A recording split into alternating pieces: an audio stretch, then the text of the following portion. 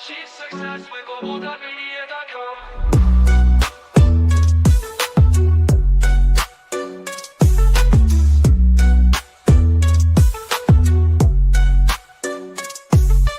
Every step forward is a new beat to your drum. Achieve success with Global.Media.com. Let's celebrate it with or without champagne. Good afternoon. Michael, where have you gone? Where's Michael gone? At least I got you, Jody. I don't know where Michael's suddenly fallen off to. Hopefully he will come back. I'm sure he will. Professor Roxana, great to see you here as well, for sure. Thank you for joining us. Michelle B, thanks for being here as well. Of course, now you're welcome to come to the studio, my friends. The link is in the events page in the comment section. And I would love to know your thoughts, especially if you are an author already, you've written your books. If you are writing your books, I like Joni. Hi. How you doing? I'm saying, even if you're planning, thinking about writing your book, today will be very helpful. Simply because I meet a lot of people who want to write books, but they haven't thought carefully or what my son would call strategically. Sorry, that's me on YouTube. So they haven't thought clearly or carefully or strategically about what they're trying to do and how the book is going to work. So today's topic really is all about those questions that we must ask ourselves as authors. Sometime we must ask the questions. If you've written your book already, it's not the end of the world. If you're writing your book and you haven't asked these questions, it's not the end of the world. If you are thinking of writing your book, then definitely answer these questions now. It helps, right? Because these questions, you must have some sense of direction, some sense of purpose, sense of how you're going to achieve your goals, sense of how you're going to give the readers what they want. That's ultimately what sells books, my friends. That's what sells books, right? Look, I guess I'll say this now before we begin, because I think credit's always where credit's due. So today's topic really is based on a document that Dr. Leslie Flowers shared about a year ago. It's titled 5 Questions to Help You Know Your Purpose as an Author, written by Leslie Flowers. So it's a workbook because the way she's done it, there's content, of course, but also there is space to write your answers. I guess that's my way of saying today, my friends, don't just listen. Actually take time to write your answers down. Your answers will give you direction. They'll give you, what we call market positioning. So that way you can write the book that you want to write to achieve the goals that you set. That's what we're trying to get at. If you're already written your book, no problem. You're gonna have to revise your book based on these 5 questions. And I will say also that when you go through my process at Global.Media for me to publish a book, somewhere in our conversation, these questions will come up, I assure you. And we have to find answers to them before we can begin to market your book. Ideally, you want to ask the question before you start, but if you've missed that chance, no problem at all, no problem. Joni, let's talk to you. How are you doing today? Hey, doing good. Excellent. My friends, if you God, sorry, Joni, sorry, my bad. Oh, no, I'm doing good. I just cleaned up a bunch of dog mess. Welcome to my world. And this is I don't know if I told you, but I had a friend staying with me. I have like an extra kind of guest quarters upstairs, and he had just gotten out of rehab, and part of his program, well, really, I think more by his parents, but was you have to stay with someone who's like an accountability partner. And so he stayed with me, and I'd be like 6:30 a.m. like, get your ass out of bed. We go into AA right now. We go into AA now.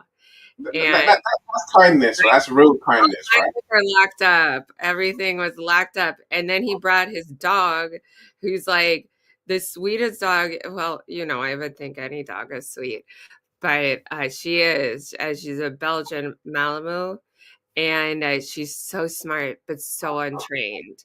And this dog is like can like climb into the sink and like grab dirty dishes and then like drop them on the floor. No. Yes, like literally like crawl her body over, and I'm like, oh, oh my god. She ate my makeup. She ate Oh. my pillows. I mean, I'm like, okay. So, anyways, his 1 month is up, and so he's in Texas right now. Of course, he leaves his dog with me. I'm like, and he is moving into his own sober living house. So yeah, Excellent. Excellent. but Well, it was an experience for sure. yeah. Actually, Well, it was I fun think though. I It think it was speaks really fun. it says how kind you are, Joni. So that is a big step. It really is a big step. I You was know, like, you remember how we always talk about Annie, like, you know what? Giving people money is not necessarily what we want to do, but opening my home to somebody and doing the right thing, and we when I didn't have my kids around, we'd sit and we play like board games, and it was fine. It was not all bad, and I do love his dog, but I have two of my own and six more on the way. oh man, 8 dogs. Imagine that. Imagine that. I've got two. That's enough for me. Thanks. I don't Well, I entertain. sell them, I sell them, but no, they stay with me for 8 to 10 weeks. So, and this That's a was long an time. amazing experience. Now I my I've choice. got 2 dogs, Jody. I got 2 dogs. I can barely cope with them. I can barely get my head Well, around I dealing with them. mean, it's $2,000 to $3,000 a dog. Yeah, no, okay, no, I get that, but even then, I I haven't know, got the. yeah. It's like something like you either have or you don't. Like you, I know you've told me your wife wants to put it all in asphalt outside, which I am like down with that. I'm like, get a AstroTurf. I don't Yeah, know. get concrete is better. I the mud. I can't do Hmm. it. Yeah. So, but I am really pretty easygoing with I, I don't know, dog mess, kid mess, dog mess. It's like kids, dogs, and then grown-ups. Yeah, but, as a parent, you have to be used to all those things, right? That's life. That's life of That's parents life. and pet owner. Might call it that. Michael, you were here. Sorry about that, Michael. I'm sorry, but I'm not Oh really sorry. no, he left. Yeah, we lost you. Come back, Michael. Come back. Well, we've got Dr. Lisa here, so welcome, Dr. Lisa. I'm so glad you're here. I got of course, I got your message about our event on Tuesday. So I don't know I didn't look at it yet because I was kind of stuck somewhere else. But yeah, I'll set it up later. So that's Lisa's Metamorphosis room. Definitely worth coming to. Joni, you have the soul of an angel. You really do. So I don't entertain people in my house. You can come and visit, but please leave, leave, leave, leave. Yes, I don't even. You I'll can't just visit stay. for like a tea and biscuit. I'm not staying there at your crazy house. I got a big enough house, but no, I don't. You see, I'm No, easily I don't even like Joni. my own mom staying here at my Right, house. That's what I I'm don't saying. You know, but we let someone else stay. You know, so I'm easily know, freaked but out. that was Easily. like for the soul, like just to do a good thing. And our dads worked together, and so it wasn't. It didn't A feel random. It's not a random person. No, no. it Good, wasn't a random person. good on you. Look, so my thing is, I I have to know who and where people are in my house. Even my lot, even my wife and my son. I need to know where they are because I'm that person that will come around the corner, open the door, see someone there, and go ah. I'm just freaked out. I'm easily petrified in my own space, right? I don't take the chance that someone else might be there. Might be somewhere. Even when my grandkids come around, I normally just sit in one space because I don't want to get petrified by them. Go around the corner, they're there. It's like no, you know, things get broken. Things. Oh God Almighty! Other people's You pets. remember when you wore the clown mask? No, just looking at the normal self is bad enough. Like Jamie, I just I wore a clown mask. I went I couldn't live with you, and Jamie. With you, and my roommate, he comes home from work, and I'm like behind his door, and I jump out, and he's like, "Oh my god!" He like rolls down the stairs. He rolled down the stairs. That's I was the that's the like, feeling. That's the "Gotcha." feeling I never want to have. I never want to have that feeling, Joe. I can't. That would just It kill makes me. me so happy to just give people a little fright. Like I say, you never say my space journey. Otherwise, I wouldn't sleep. Number one, I probably won't move. I just sit in one space. That way, until Journey leaves, Go find I'm it. not moving. I have another mask, but I don't know where that Oh went. no, you're too funny. Anyway, look, let's talk books now. Yeah. Welcome, Iliana. Welcome. Or Iliana. Iliana. Close, I hope. I hope you 3 know you. grand dogs and 2 grand cats.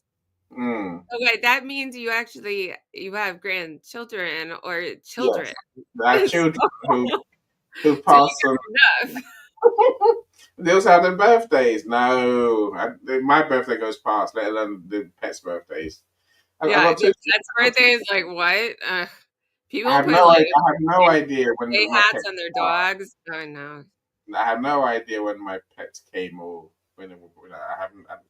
I You do know, know just for their age so that I can, like, get the appropriate, vaccinations, but I really nah. That's all my, for my ex-husband and his new wife. They do birthday parties for their dog. my Their wife little knows cute little fluffy dog. I'm I'm far like, too. You know, no, look, there's things you have to do as pet owners, of course. Joni, you're a good person to have in the studio because you are on your books, right? I am. Yep. So let's talk about your books. For those of you who just joined us, so I am talking from a document that Dr. Leslie Flowers shared about a year ago. If my screen freezes, Joni, you just do what you do, right? You take it Okay, away. of course. Entertain yourself while you're here, right? Always. I like talking to our community, and it is like it brings a smile to my face. All of you guys do. So Excellent. And we are going to have more rooms with me and Joni sometime soon. Like I said, we are working on her two books, her life story book and her, I was going to say crocodile. It's not crocodile. It's dinosaur books. dinosaurs, like The it's research Triceratops for system. dinosaurs that go on adventures. Yes, Based yes.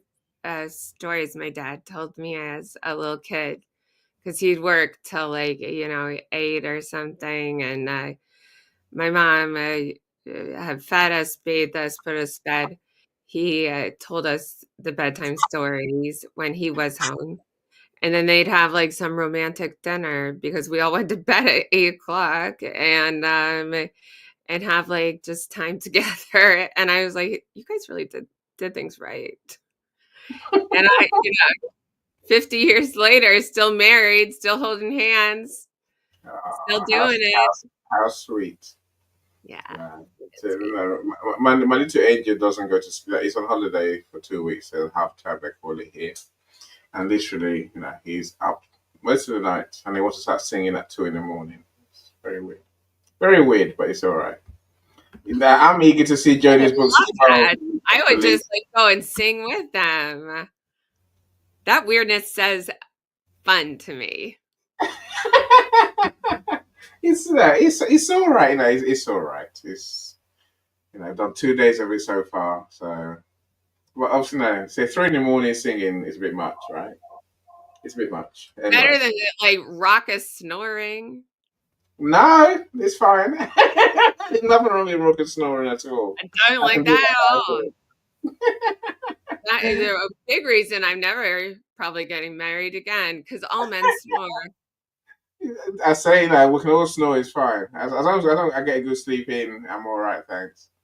Miss Angelica, you're back. Miss Angelica is here Oh, eventually. she's here. He's finished gallivanting around Europe.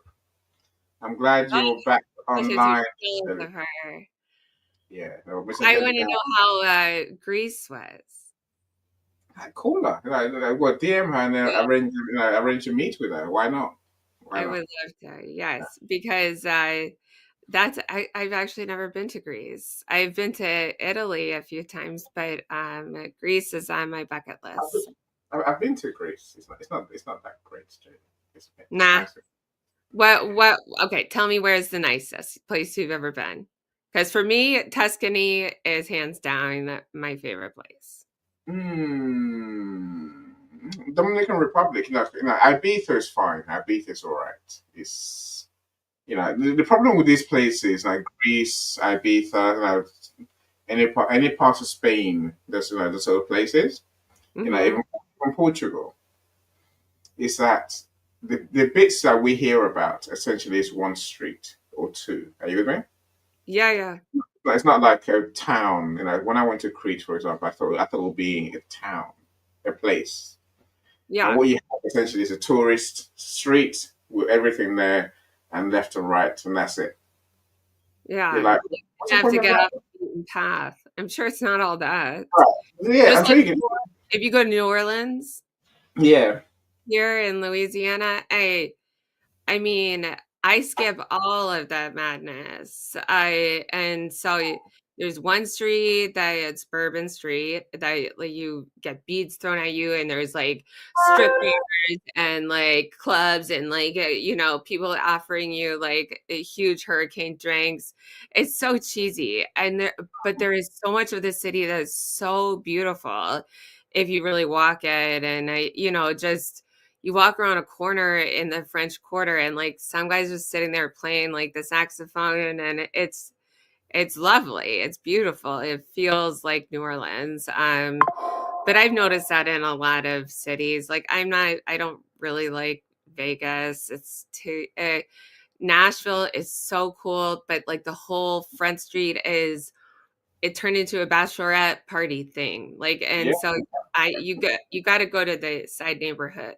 No, for sure. No, in dumb rep, I say that we know to go off site and go and spend time with the locals. Really, where the locals spend time.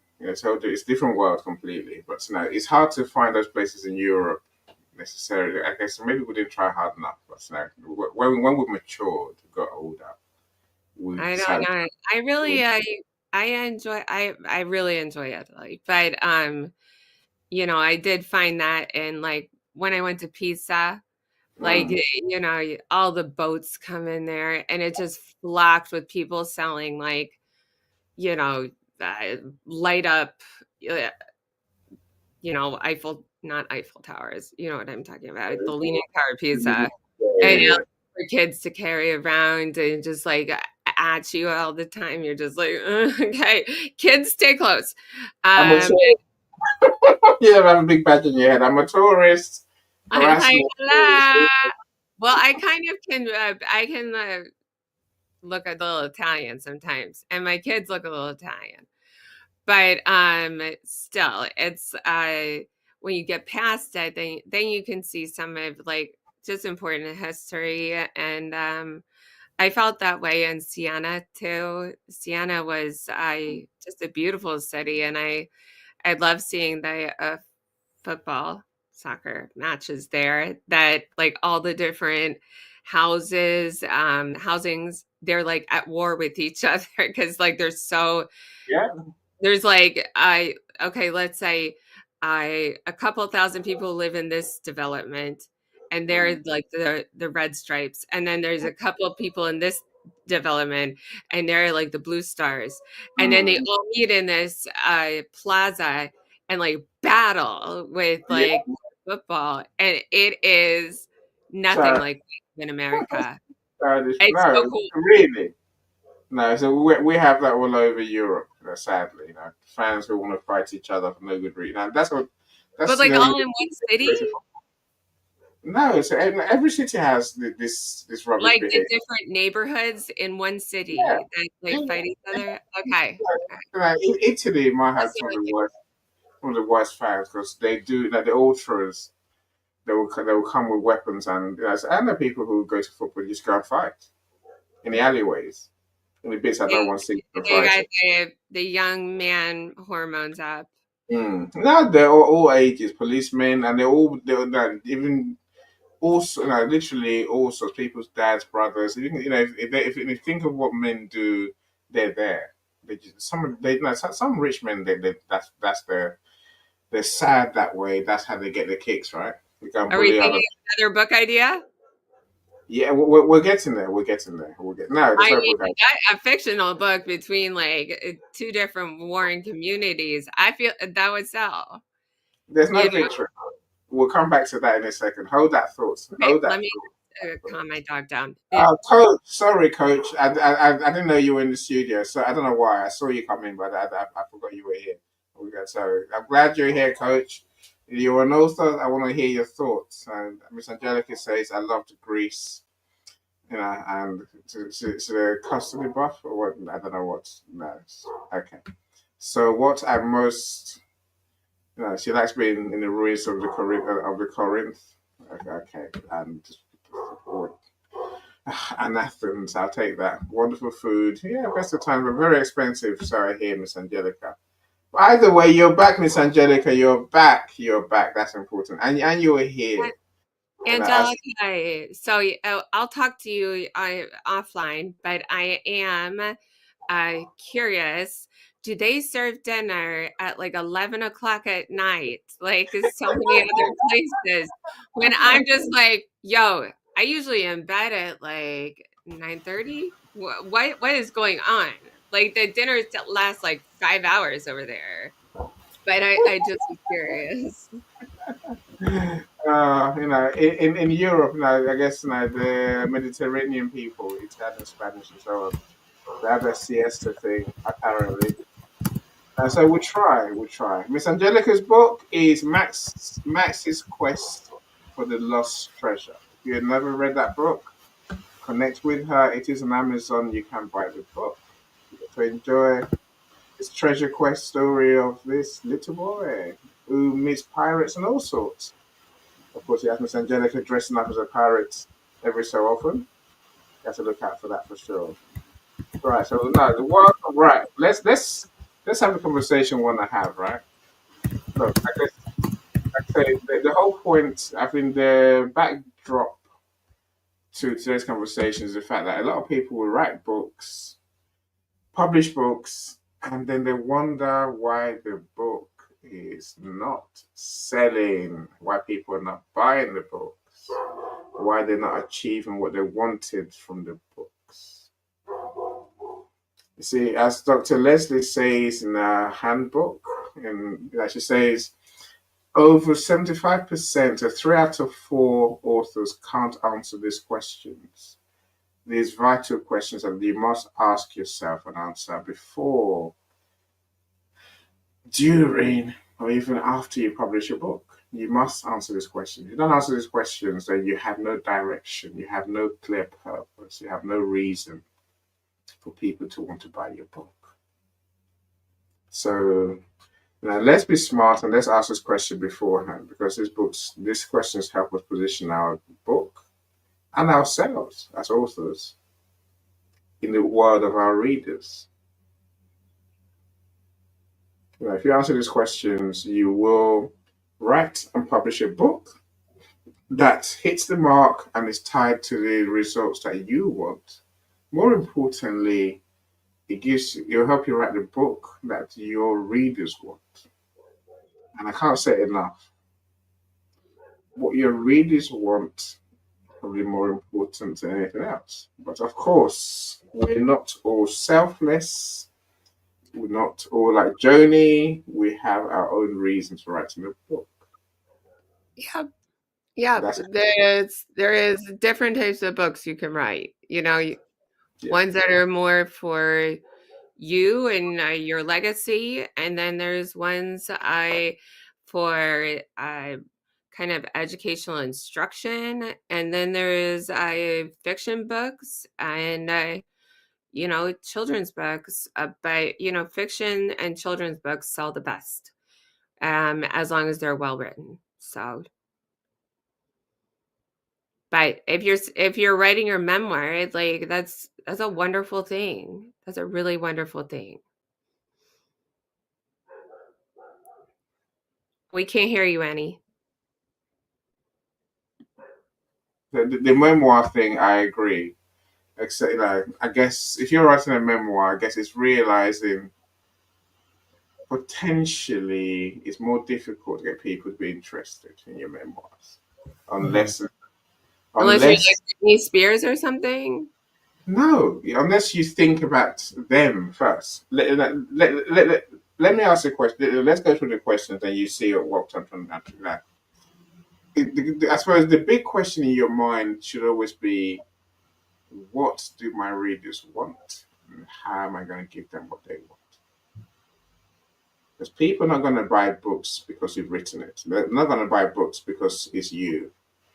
Yes, of course. When we do, when we do, when we do what we do at a book launch, when we do at this stage in the process, people will buy the books. But I'm saying, but as time goes on, when we're not publishing, when we're not marketing the book as hard as we used to, ultimately you have to realize the reason we read Shakespeare is because it serves a purpose, right? Whatever I say, I'm not saying good or bad. I'm just saying it has a purpose. It tells stories that resonates with people.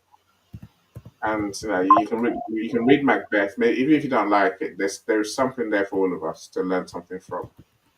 Anyone who's ever read such books knows what I mean, right? So your book must have a greater purpose than just you telling your story.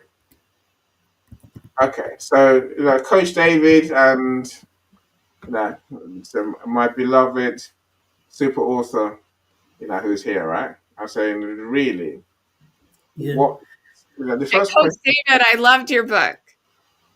Excellent. Oh, thank you, thank you, thank you, thank I you, got thank through you. it. I loved it. You did a great job. Oh, thank you. Appreciate you for that. Thank you so much. And that is the bigger point. What you just said now, Joe, is more important than any dollar I or any agree. pound sterling I could make from the book. This comment Hmm. is far more important than anything you could ever give me. Yes. The I first the first thing as an author is, are you even passionate enough about this work? hmm. In the areas of the prophetic and helping people to hear God and your intuition and your genius, I've walked this path from my 13th birthday. Hmm. I started a journey trying to understand those things, trying to help people from 14. Today, in my mid, that is the only way to do it. Is it in your crusade? Is your soul in it? Hmm. You feel sad when you leave the planet that you didn't write that book. That, I think, for me, should be the first place to start from. If you start from money, you will soon burn out. Hmm. And to prove this to you, you won't believe I didn't know the economics. I had books on Amazon. Annie was the one who helped me for the first time to understand economics. I said, Annie, is it that small? That was my response to him. I was genuinely surprised. He said, yes, it's that small, man. So, ooh, really? What was that? You mean this energy was for this? Yeah, yeah, it was for that.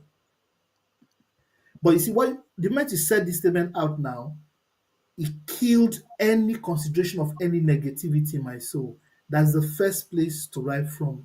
We must write from the soul.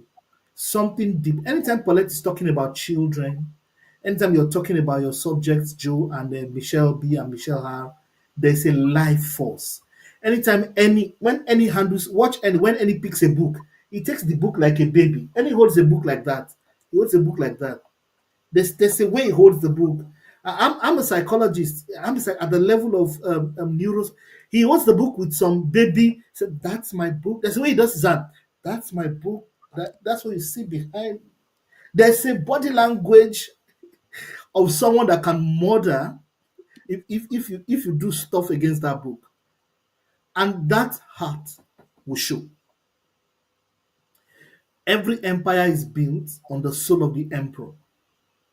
The moment the soul of the emperor begins to wane, the fringes of the empire begins to wane.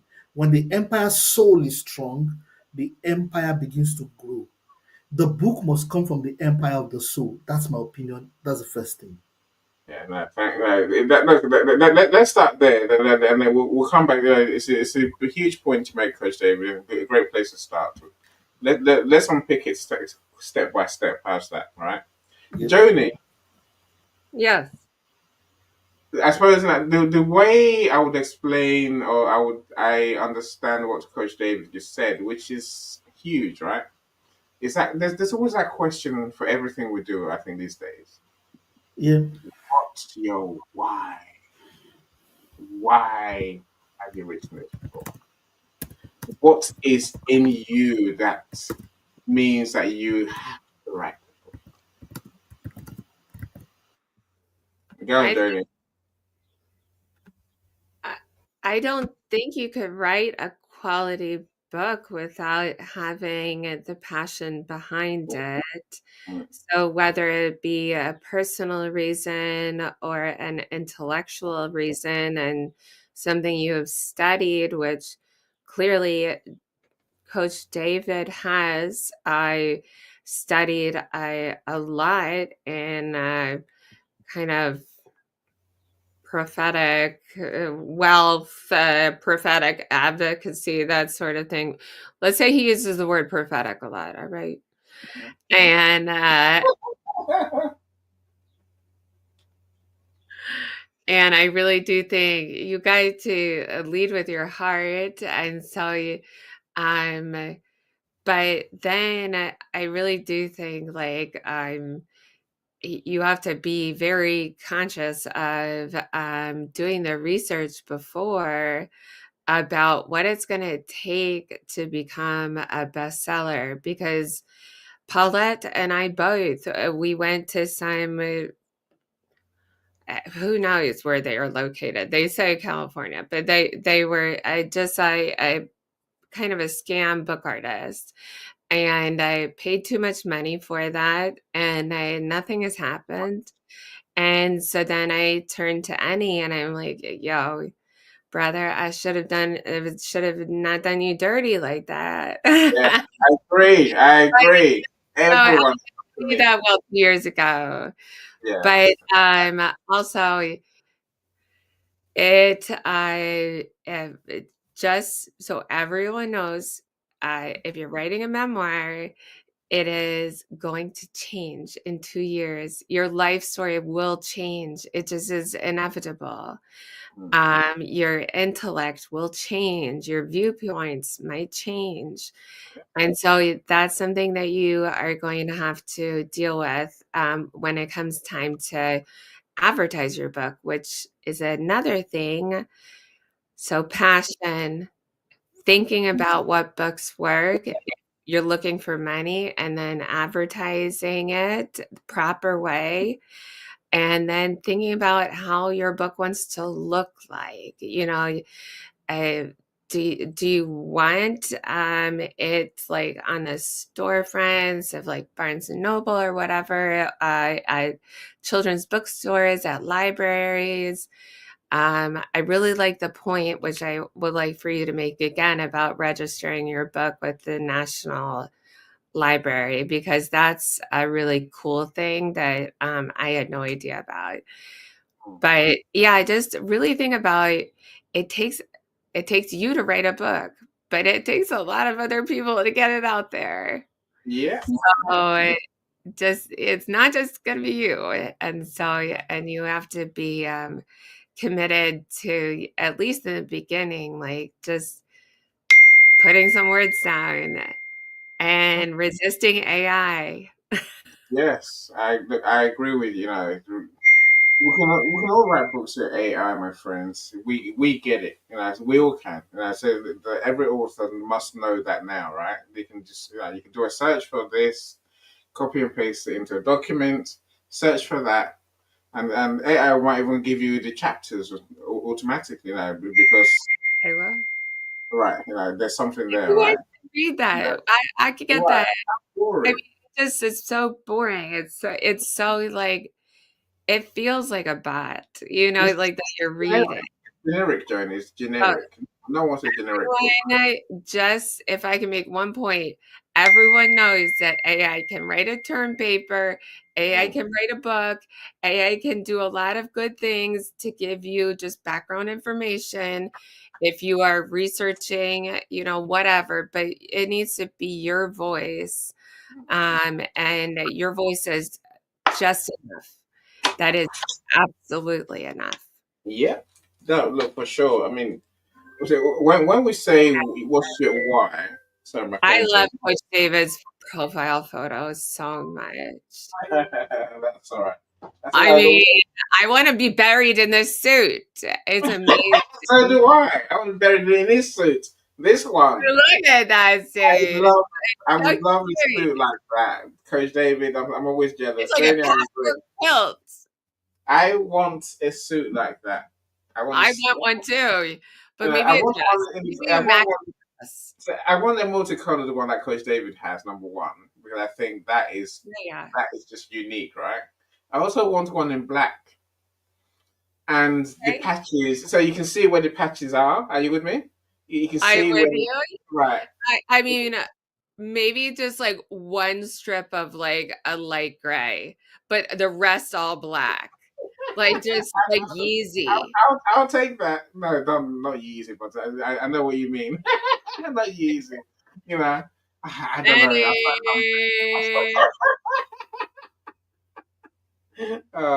just like Uh, walk into like a black tie party and be like, yo, yeah, yeah. Look at me. Don't look at me. be like, yo, I'm Nigerian and I'm free to say it. Mm. Well, they look at you funny. All you can say to that Coach David, I'm sure, would say to him, this is a tender suit, right? They just look at you. You actually had it made like that? I just want it.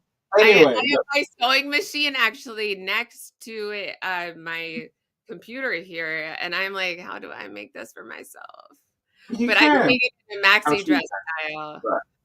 Let's get back to our book thing. Sorry. I think our book thing It's is the important. photo just Right. disrupted my mindful. As Coach Davis asked the questions, what's the meaning of the words in your why statement? That's important, right? Yep. Again, it's easy to misunderstand and to undercook your why. Yes, you want to write a book about X, Y, Z. It's fine. I get that. That's all right, right? You know, I guess there's deeper questions. Of course there are. That's what the other four questions that we're going to ask ourselves before we start are, right? But no, at the heart of this is there's a question that I think many people don't answer, which is why you? Why are you the one to write this book? Why? What do you know that other people don't know that makes you the right person to bring this book to the world? Again, when Coach David said his words, your why, your passion, there is something about, you know, what do you know that others don't know? No, we'll talk about AI just now, Joni. I'm saying AI doesn't know what you know. I assure you, AI knows what everyone else knows because all it does is gather information from around the web, right? It crawls the web for information to give you that whatever it gives you. So what it's giving you is not unique. It's not unique to anyone. It's just that it's almost general knowledge, right? But it just it's pre written for you. And I say, no, we really do need to ask ourselves, why me? Why me? Why this book? Why this story? Why And now? yeah, Yeah, go on, coach, please. And everyone has a why me. yeah, Every human Uh, is unique. yeah, What's Everyone it? has a story to tell, but you gotta reach in there and be like, Yes. I was at this like football game and people were fighting from different neighborhoods and like I barely escaped with my life. That sounds fun. That sounds fun to read. But everyone is unique. Every single person. Look, the football story. If you're an ultra, yes, the ultras, they're crazy. They live for their team, support their team. They live to go and do the fighting. They live to, I don't know, to win wars and throw flares. I don't get it myself. But They're like the same it's stuff. like a modern day, I don't know, you like the Scottish versus the British and just like battleships and just like It's only football, Joni. It's only football. I apparently would people never get get it. killed over it. I don't know. Coach David would never get it because we're just not that way inclined. This is why I'm saying you have to ask yourself, why me? That's not my. Why I'll never. me? Why me? Because you are special. Yeah, but I can't tell that story. I said because it's not my life. I don't live it. I have nothing to do with it. All I and can that's the is from a distance. yes, And- I agree with you, Johnny. You said it already. Your why comes out of you naturally. Mm, mm, mm, It's not something you go to a purpose school to craft. The words born within the words interpret you. And mm, a lot of people are going towards things like AI to try and find themselves. You're going to get lost further. mm, Why are you going to get lost further? Because AI is going to throw many ideas at you. So even if an idea is yours, it's not sufficient reason to write a book about it. mm, Is that area your area of love and life? mm, Then you can get the support of AI to write. Yes, that's what's created for, by the way. Is to augment creativity. That's what's created for. But when 90% of the material is now AI, there's no mm, personal experience, there's no understanding. I wrote FinTech Black Box because I've been a student of futurism for a while. And I see the landscape changing. I see the game. The mm, game is not whether to make crypto popular or not. The game is to ensure that central banks lose authority of traditional hold of economies. That is the game. mm, Not crypto, not Bitcoin. However you achieve it, that's the first game. So I'm writing about fintech black box because ultimately all of the future is tech. And all of mm, tech, you either get paid or you are paying. So mm, fintech is the melting pot of the future. Take a people's money and you've taken all they have. You've robbed them of everything. And that is my why. And a lot of people are just walking on the streets, not knowing what's about to hit us. And if a lot of us understand how these things are happening, maybe many more persons can be lifted out of poverty. Now, those things found me because I love studying the future. And I said, that's a place to start. And I've studied the future again for upwards of 30 years. I have material. If anybody wants to dare, I can tell you what's going to happen in agri-tech. Because that's what I spend. Look at the books around me. This is not optics. Look at the books around me. I'm not doing optics. Oh my God, I need to kill off the background so I can see. Look at it. No, Look at all no, the we books say, around me. yeah, no, Look at I the say, books around we me. can see they're My big books. libraries, my libraries, and that's batch one. I can turn my computer, I see batch two. My library in Nigeria at the last count were 2,000 books. Wow. The books I have in the UK is another 1,000. My wife, I went to South Africa. Maybe those my friends will be listening to me right now. My wife begged them and said, "Don't take my husband near a bookshop." They said, "Why?" I said, "On our bed, we Mm. are barely finding space to sleep. Half of the beds, Shame this on you. Shame on you, Coach. I am not I'm not a pseudo intellectual. In fact, over the years, I've stopped talking or commenting about issues because people think that maybe I'm proud. No, no, I'm just able to listen critically because I read a lot of things. What concerns me, what does not concern me, what you call junk, because I'm Mm, curious to know where we're heading as humanity. So when I say I'm in futurism, mm, I went for an MBA that was tilted towards futurism because I found myself loving the future and I've seen all my predictions come to pass. I told my friends, I mm, said, Trump is going to become president. I said, whatever you guys can do, 2 clear years. Some of them fighting me. The current president of Nigeria, I told my friends the same.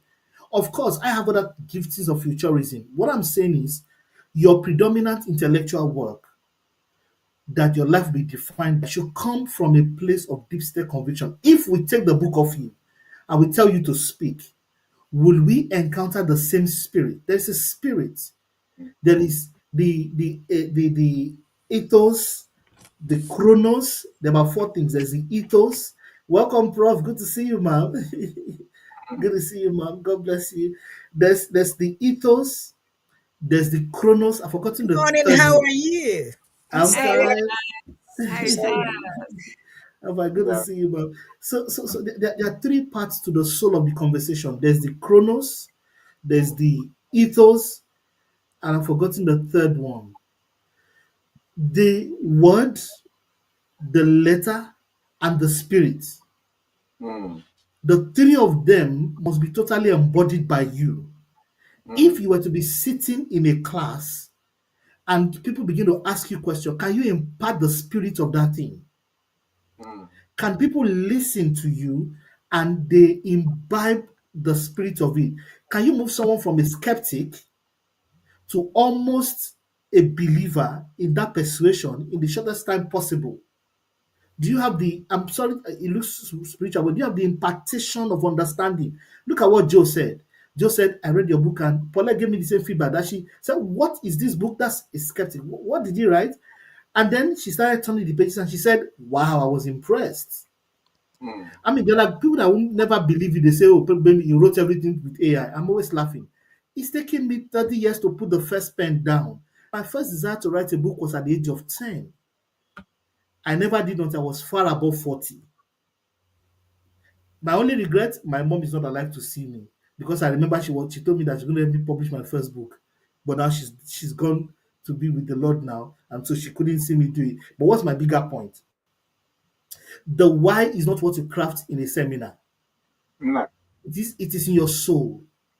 If Yes. you're an author, it comes out.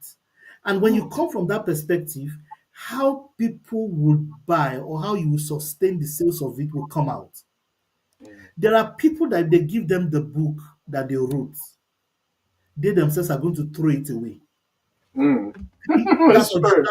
that's what Joe was saying. 3 years from today, if you pick your own book yourself 3 years from today, are you still going to be proud Mm, because your life is changing? So if you were to write your memoir now based on what, look, I used to criticize. Let me give you some examples. I used to criticize my dad and my uncles when I was very young for this thing you off the energy power lights mm, bulbs. My dad will be taking off the bulb, so I would like be looking at it, why are you taking off the bulb? Why you He'll be telling us that when he was young, they didn't have electricity. I'm always telling him that, excuse me, that's your day. We are younger people now, let's have lights on. So he will always be switching off the lights at my uncles. So I used to criticize them very well. I was about 17. When I faced him, I said, you should leave the lights on. I want to sleep all night with the light on, please. And guess what? I found myself offing the light. I found my hand, I found my hand doing like that. So I started laughing. I was laughing and laughing hysterically. My wife said, what's wrong with you? I said, I can't believe I just behave like my dad. mm. Yeah, and in my house, it's my wife that does it all. She doesn't like it. I refuse. I turn them all on. You understand? You can change. You change in life. Yeah, yeah, of You course. understand? You grow up with The things you criticized, it. you find yourself start doing them. But when it comes to what you should author, the word author has authority or origin embedded within it. What you should Yeah, author I agree. is a I matter agree. of conviction. I And agree. generally, it will be more than one book. Yeah, yeah, yeah, yeah, It will be more yeah. than, to because a fountain. Mm, Those are the signs of authorship.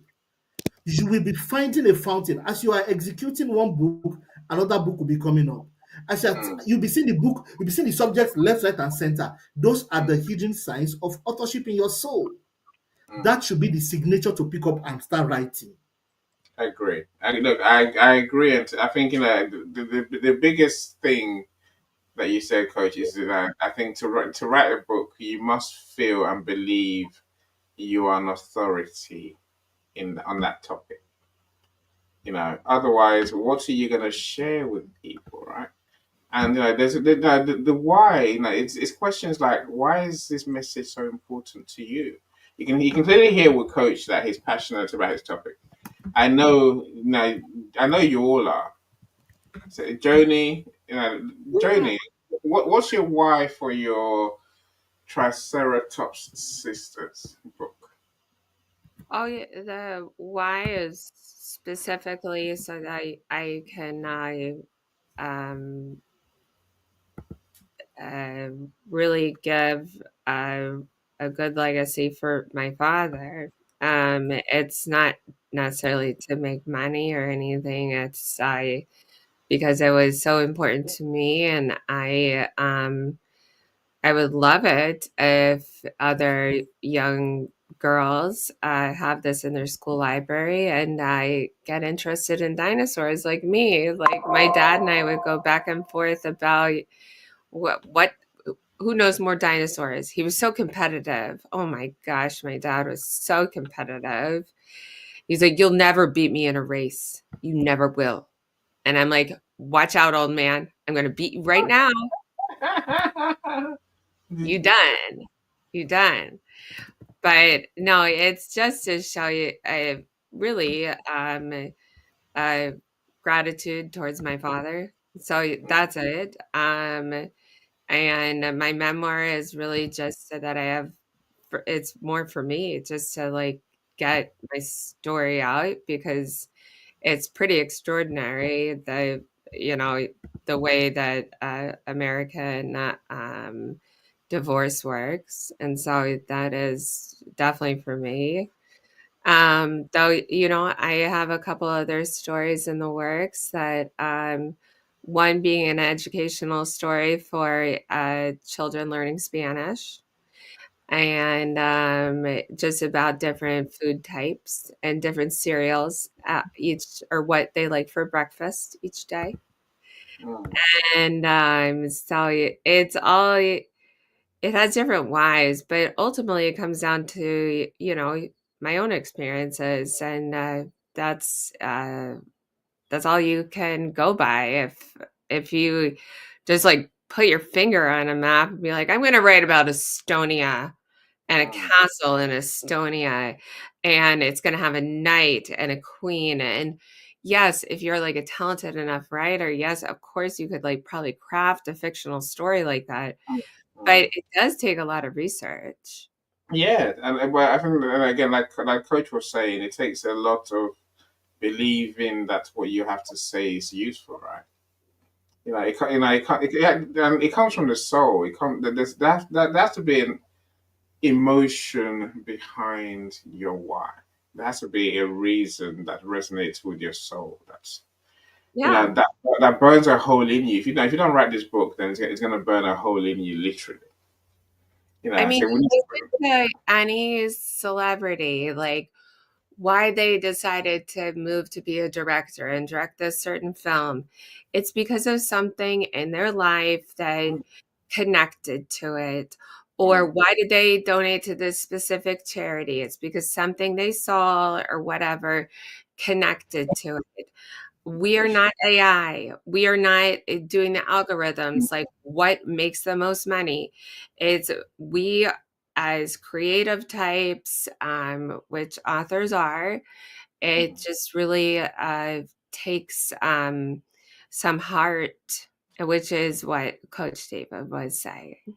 Yeah, I agree with you. Again, This is not a thing that we just talk about. I'm saying I implore you to write down your why.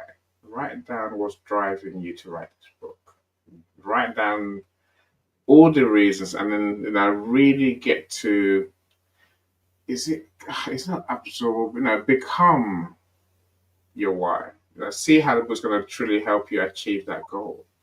That's some Yeah. of our other questions now. No, so we're truly, buy into it, fall in love with the idea, and fall in love with you being that person to write the book. Now, Dr. CJ says she had a comment about AI as an indicator, the software that will tell you someone's using AI to write the story. And in academic publishing, you can only have 10 to 20% of your work that's done with AI. So she spoke to a VP, of said software about said software over the weekend, and she's used this software for decades, to I guess see where people are copying plagiarism. And critical thinking is important. Of course, it is. It really is. But I think we have to be the ones who have that capacity to bring this story to the world. But write down what your why is. Dr. Roxana, how are you doing today? Have I muted you? I probably have. No, you mean. Sorry, my bad. Yes, good morning, everybody. Happy Friday. Good morning. Happy Friday. Woo! Morning. We are here. It's really good to discuss about books. Why do we want to write a book? What are the whys? Who is the book for? What do we have to know before we do write the book? That's a good topic, though. That everybody needs to know. Is anybody still thinking about writing a book tomorrow? They need to know the whys. The first why for me is, what is the main idea? The theme. What's the main idea? What do I want to write? There must be a reason why you've been thinking about writing Mm. this book. What's the main idea? Who is the target audience? Who Yeah, is this book going to be for? Even before you start writing it, who is this book? I wrote a book on family wealth. I was thinking about women before I started writing the book, but I know that some men will actually uh, being some men will benefit from that, but who actually manages the house, whether people like it or not, is the woman. The woman is always laying the foundation. So it is the family wealth for women. So I believe that women from 40 and above will be using it to lay the foundations for the wealth in their family wealth, to build family income, to build wealth in the family. So I'm also working on writing a book. Annie is working on that. mm, Writing a book on passive income strategies. So my book on passive income, the main theme again, you have to think about that. So the theme, why am I writing it? Because people need the passive income now. They need to know where to start. It's good for us to lay the foundations for them. If you're saying it, people start thinking about it. They might not know they need it. And then when they make up their minds, where do they start? If you can already lay that foundation for them, they have a place to start.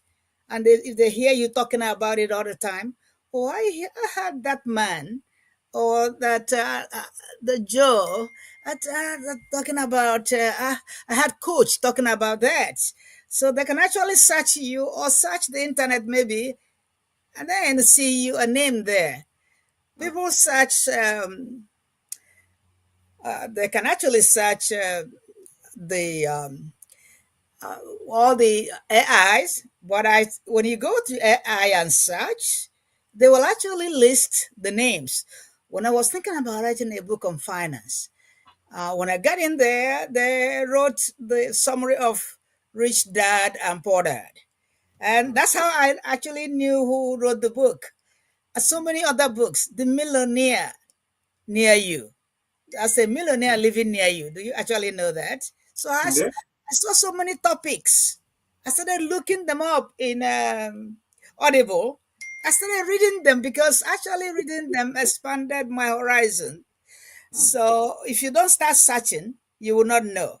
So I believe that these authors already know who they are, who are going to be the consumers of their book before they Mm. start. Okay, so what genre does your book fall into? What is the book structure? What is the structure of the book?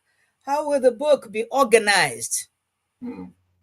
And then that also goes into your publisher. I'm so happy that my publisher is a great publisher. I don't want to, but is any. So he has published all my books so far, and I don't see any reason to run away.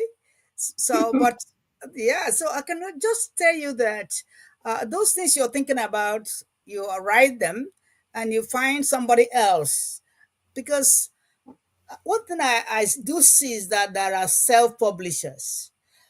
I want to self publish anywhere, but later in my life, I want somebody to be my publisher for some time so that somebody can actually look into what I'm thinking about, because it's not always that you know it all. I don't think I know it all. Even if I think I do, I want somebody to look into what I'm writing. Is it really, does it make sense, or do you think you can coin it? Do you have something? I want to know all the things. Is there any way I can change anything? So let me stop there. So I just want to.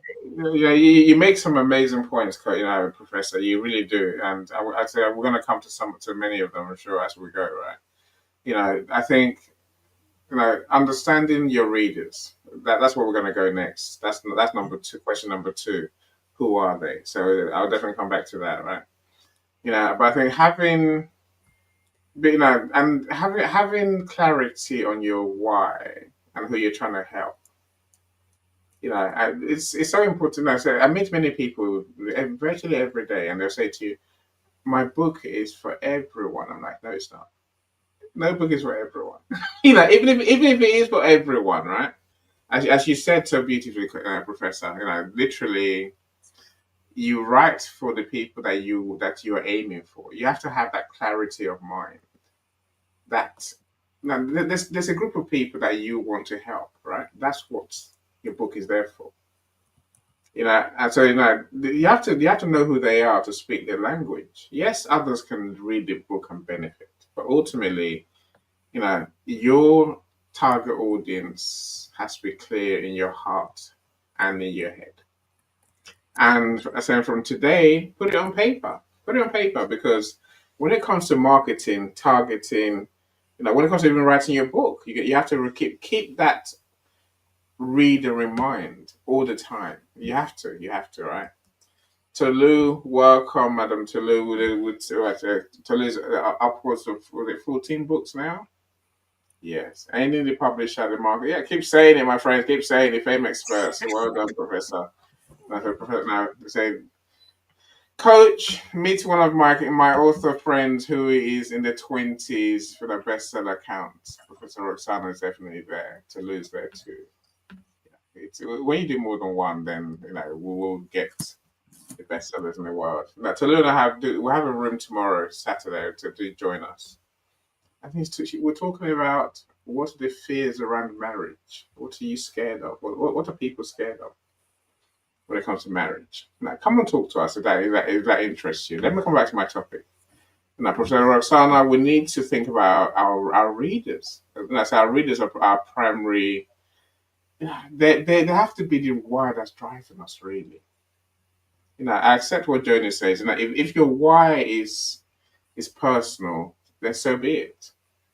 Jonas said very important words, which I don't think we can ignore, which is, frankly, I don't care how many people buy the book. What I want to do is get my story down on paper.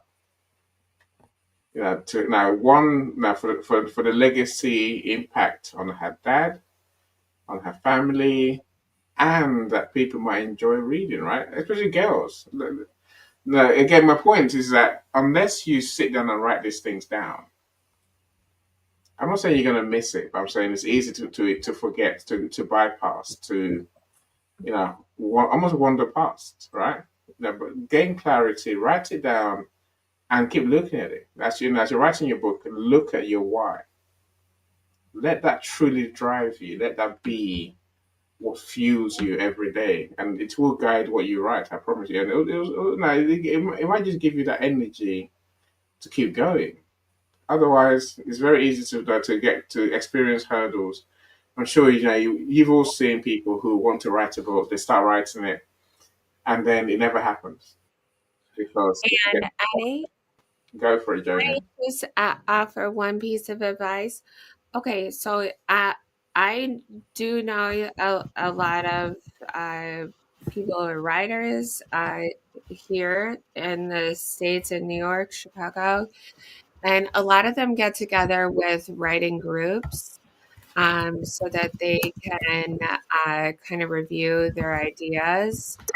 And so it's a really good idea if you have a group of friends, you go get coffee together, you can write a paragraph or whatever you can do, and get some other people's opinions because obviously this is your opinion, but still, if you wanted to appeal to more than just your opinion, definitely, get it written with someone else. I just like it's good to bounce ideas off other people, and also it's a very good way to not feel like isolated and stuck at home because some writers do just like kind of get stuck in their house. They're like, oh gosh, I haven't left all day.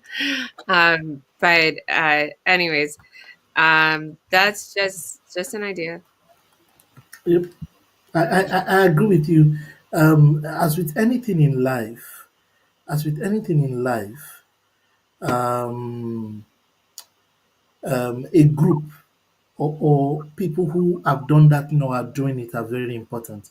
And that goes to Joanne's point and what Prof said earlier. Having a publisher helps you. Uh, for example, what sparked me to write was a friend of mine who told me when he saw three of my manuscripts, who said, "Are you going to reach your 50th birthday not writing anything?" Now that statement rang and disturbed my sleep for weeks until I decided to put those things to paper. Like I said, are you when you're in a company of someone that writes or writers, and Joe, those are very important things. I think they're on meetups and they're also on the Eventbrite communities that write. Tolu, welcome. Good I to see you. I have met mine through Meetup.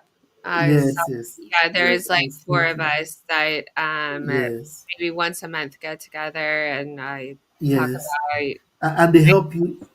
Yes, I agree, and they really help you to actually crystallize your thoughts Mm, and begin the process of writing. If you don't have author friends, until you have author friends, you don't know what you're missing indeed. because they can help you. Thanks, Joe. What I was trying to remember the other time, Mm, every idea has the ethos, the pathos, the logos, the kairos, and there's a fifth one actually called chronos. That idea has the elements of the logos, the pathos, the kairos, the ethos, and the chronos. what do they If mean? Ethos. We know what ethos means, I think. ethos is the ethical, moral, legal framework Mm, around it. The pathos is the pathological, the thoughts, the realm of the soul, the realm of mm, will, emotion, intellect, and how it interfaces with the idea. The logos is the spirit or the revelatory part of it. mm, The kairos is the one you should take in time out of that body of knowledge, the one that meets the occasion in strategy, the advantage, opportune body of wisdom.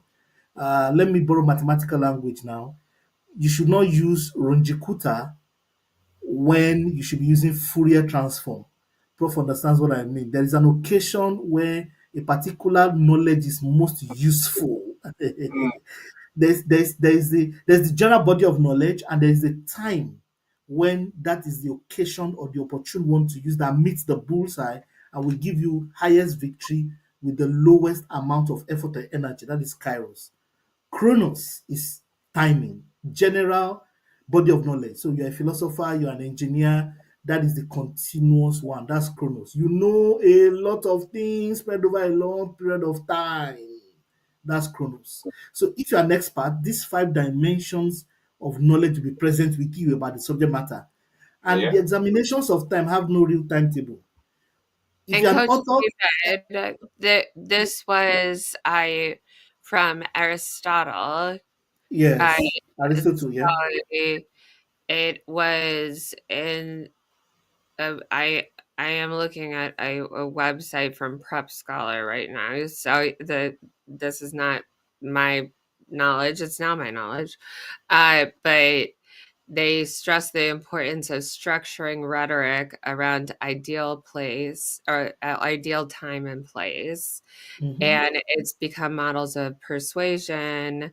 And so they go through all that. I can list this website. It's actually quite good. But yeah, it's Aristotle who, Who started it? he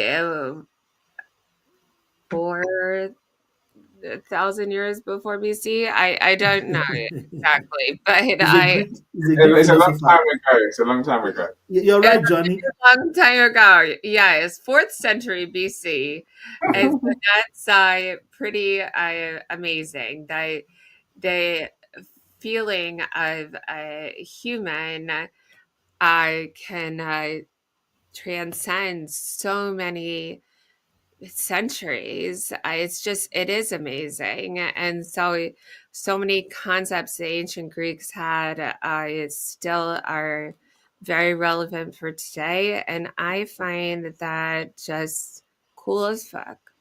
Yeah, yeah, no, I hear you. I hear you. You know, don't be offended by Jodie swearing. She's making a point. You know, it's a good. I Look, mean, I could wear a lie. It's not, I don't look, say that about it's fine. It's myself. fine. It's I don't fine. Look, wear. I think Selena's point, your why is important, more important than your how. I like that. You know, I think there is just it's I think it dawns on me. I was going to cover all 5 questions. I'm not going to cover all 5 questions. We'll be here all day otherwise, right? So I'm going to probably get through one at a time, maybe 2 at most if we're lucky today, right? And then we'll carry on the other questions for the next couple of weeks, next couple of our live events. But I really Madam, did want to say oh, thank you to Dr. Cecile, I believe it was. No, Leland, Dr. Leland. that's Her PJ. comments about AI, that was it's so relevant to me with having teenage kids and preparing for college. And so thank you for her comment. Yeah, no, for sure, for sure, for sure. Madam Tolu, how are you doing? I've muted you. I'm sure it was me that muted you. No, you've muted yourself, so that's all right.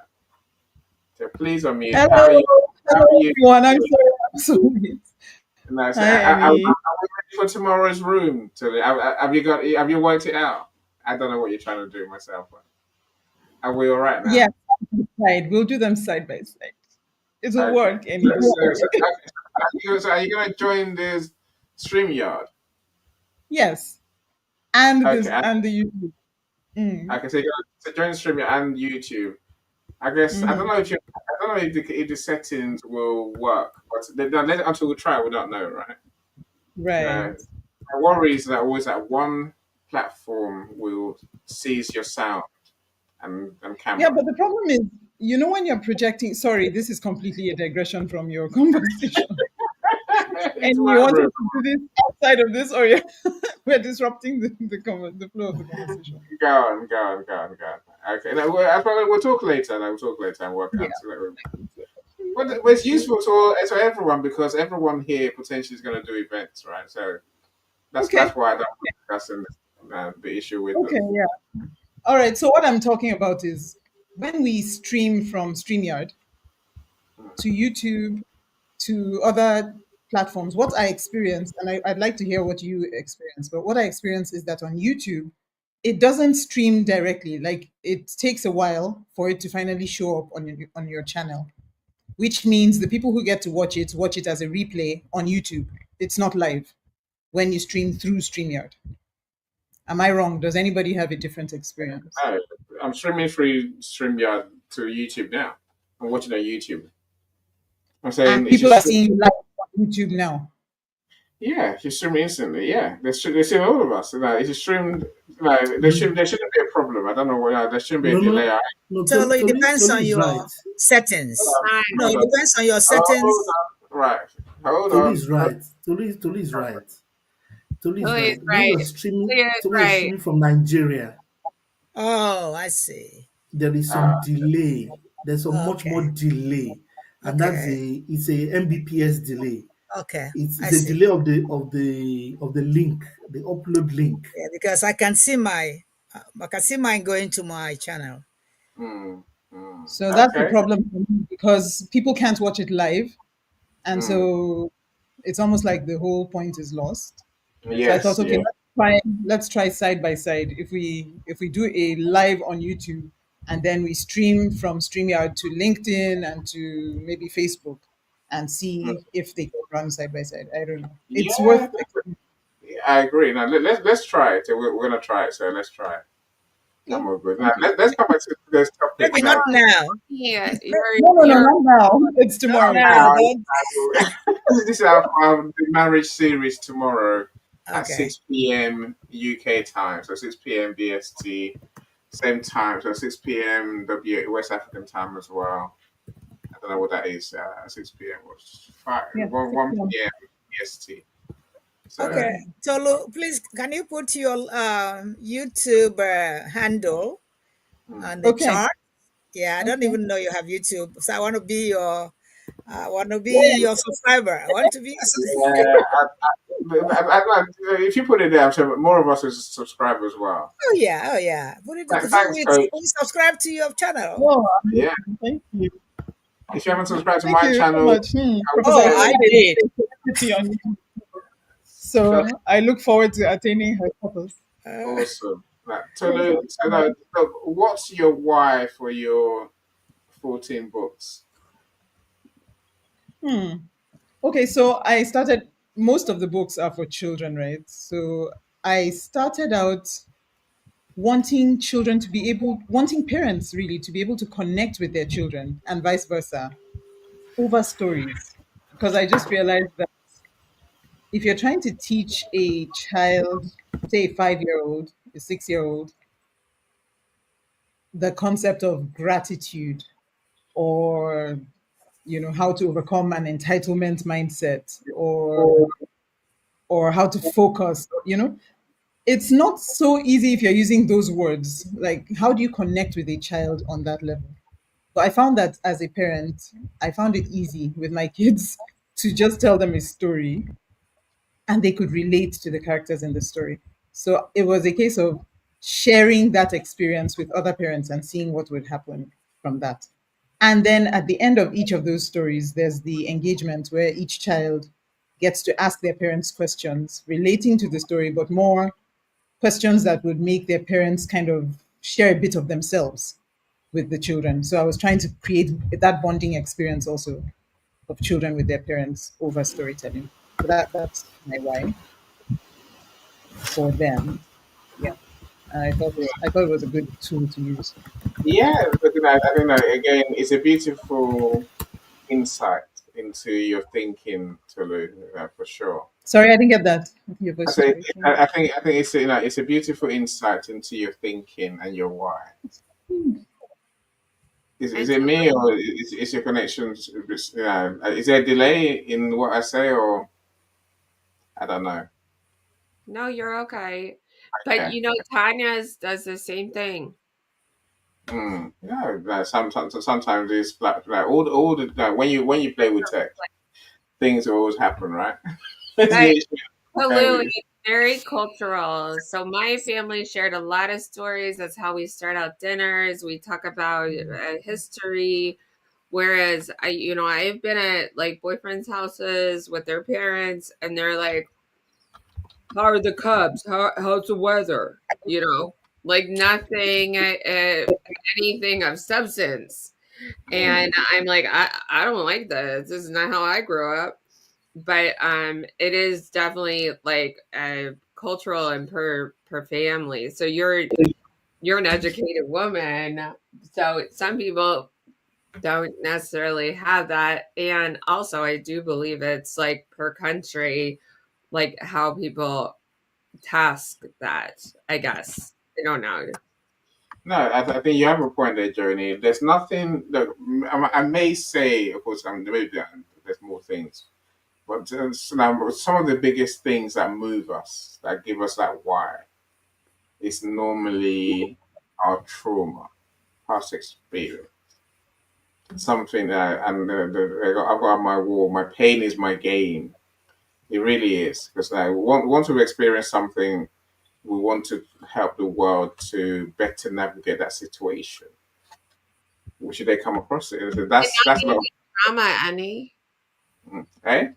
It doesn't have to be trauma. It can be the opposite of trauma. It can be like really great things you want to share. Right. So I our experiences we're just talking listened about, to right? a podcast, Annie, that said, you know, why are we talking about red flags in relationships, and why don't we talk about green flags?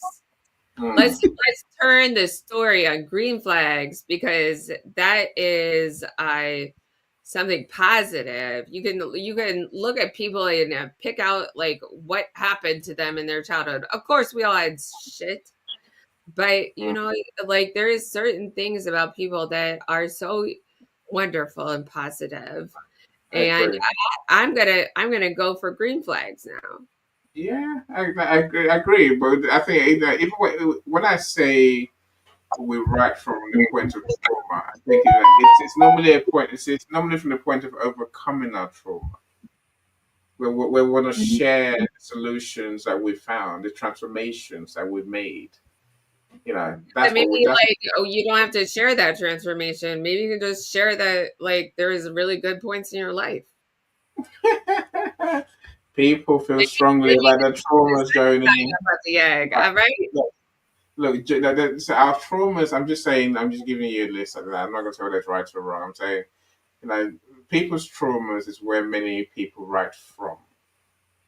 The second thing that really does motivate us is family. Yeah, and we come to many guys. Is Toulouse mentioned her kids. Like coach that has his family connections. You do too, Joni, right? And so does Dr. Rosanna. And so like, when I say come to many guys, sometimes it is to educate, to entertain. Other times it is to build to leave a legacy. Part of the reason I do what I do and I write is to show my kids that we can, and then maybe it's also partly emulates my granddad who wrote many books that's still celebrated today, even though they're not on Amazon. He wrote his books many years ago, so he died 25 years ago. So I guess you know idea, right? But his books, his writings, his pamphlets, they're still out there. And when people come across them, especially Nigerian people who know him, they're like, how you his grandson? I'm like, yeah, don't worry about it. You Are you with me? got those any? I've got one or two. Got one or two. Yeah, I've Well, got one or two. I make copies of those copies so that you can keep them around for your grandchildren, because Yeah, that's a wonderful. That's a yeah. No, I'm, wonderful. I might look at it. Now you mentioned, I'm probably going to talk to my sister and see whether they will want to do anything with it because I it know. can be Like, updated uh, and republished. for instance, Annie, my mom's parents died when I was young. They were wonderful, and her family fell apart, like literally fell apart. Like six brothers and sisters just at war over stuff, and all their stuff got lost. And I still have a couple pictures of my grandparents laying, like holding hands on the beach, and their marriage picture, and I have a picture of all of us in like their like little swimming pool, like with their grandfather smoking a cig, and it was joy. it was Mm, pure joy to me up until 5th grade, and then that was lost. And mm. so, seeing those pictures still means something to me. Yeah. And so I encourage you to make sure that you have copies of those because that's important. Yeah, no, I agree. So I will do better. I'll be a better grandson than I have been so far. But look, All right, my better grandfather too. Granddad, how old are yeah, your kids? how old am my youngest is 16, so I know he likes the t-shirts and the brands and whatnot. Got it. the other two are in their 30s. They don't really care. They're doing their life, so Where are that's all. they? Are they near you? They will care. Yeah. Where are they? One, our oldest son is, our daughter is in London, so and it's a small matter of six, and it's about 6 hours away. Do But they? no, but we'll have grandkids. Again, now they will be inspired by seeing what we can do. All of us, we are the face of our families today and probably going forward.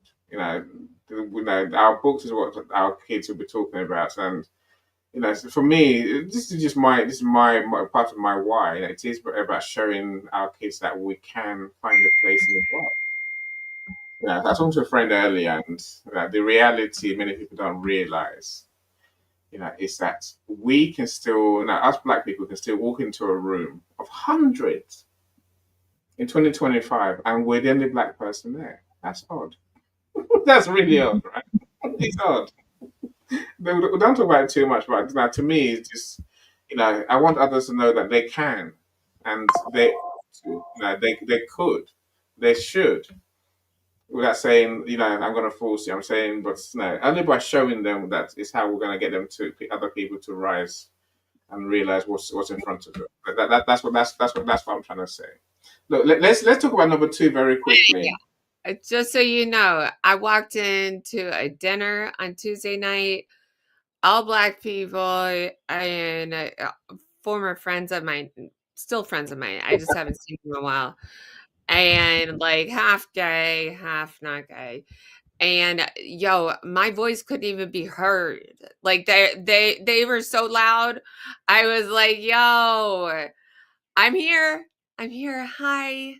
Hi, I'm Joni. I was like, I just like, I have something to contribute. Nah. But it was just, I felt at home. So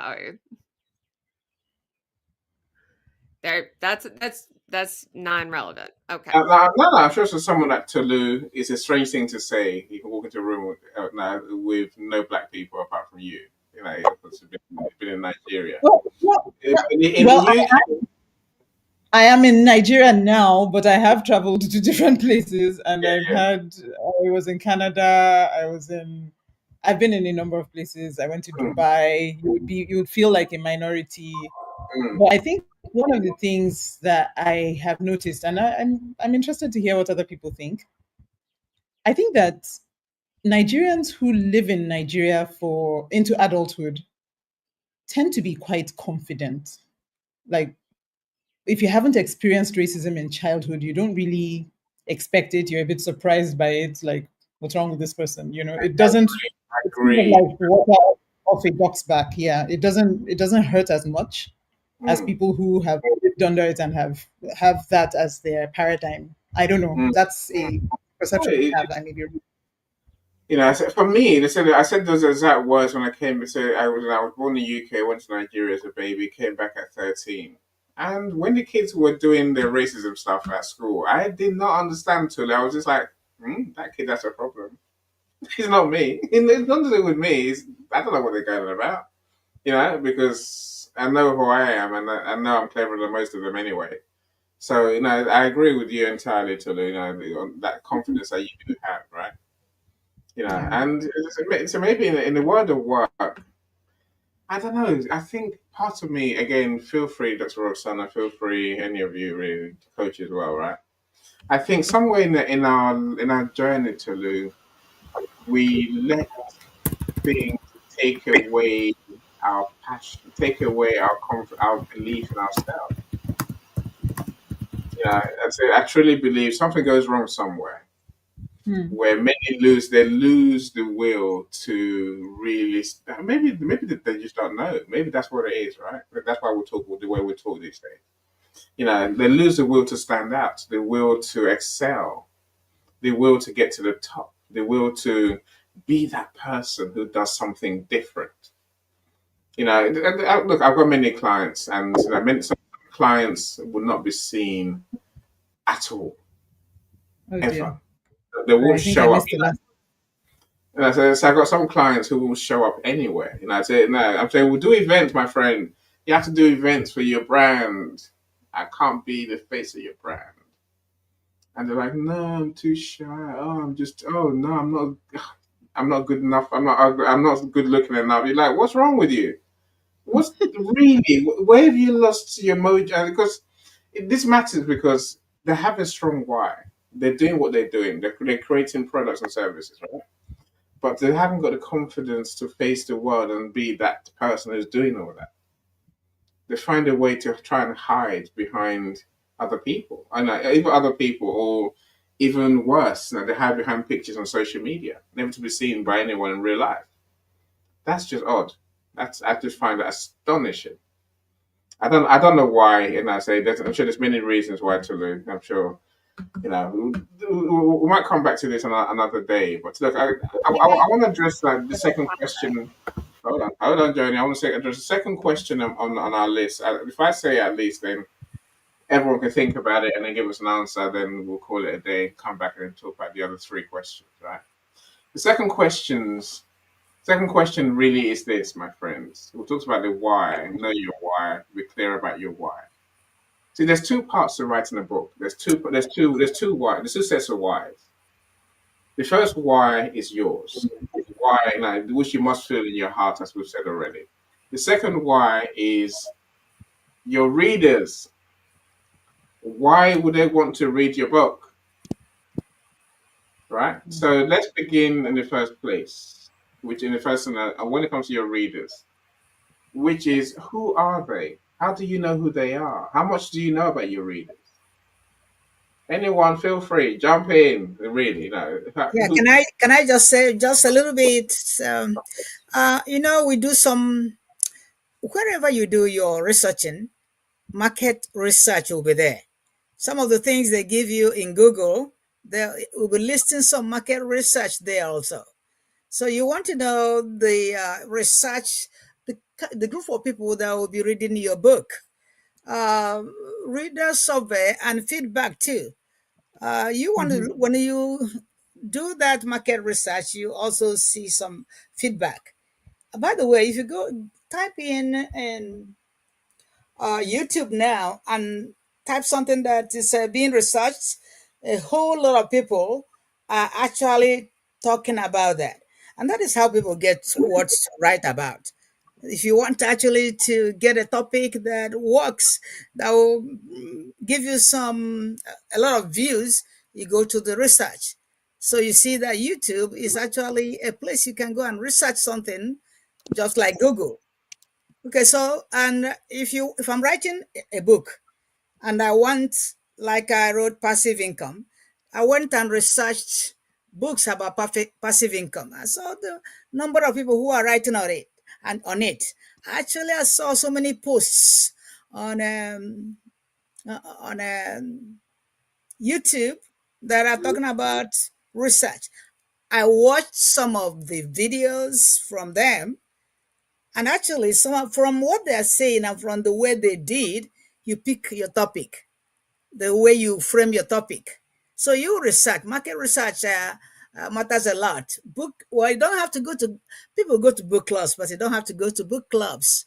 It's enough to actually ask your AI, Google, or go to Pinterest. There are so many places you can research.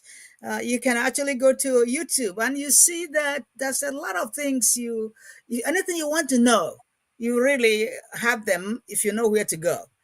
All these AIs, they spit out the things you need to asking for before you ask them. And so you now choose online communities. I belong to a lot of communities online. Sometimes you see you're having a meeting by 10 p.m. Because they live in, as I belong to some meetings, we're having a meeting and it is 1 a.m. Oh, this is my time to sleep. But anyway, the important thing is that what are we meeting for? We want to see where we agree on this topic.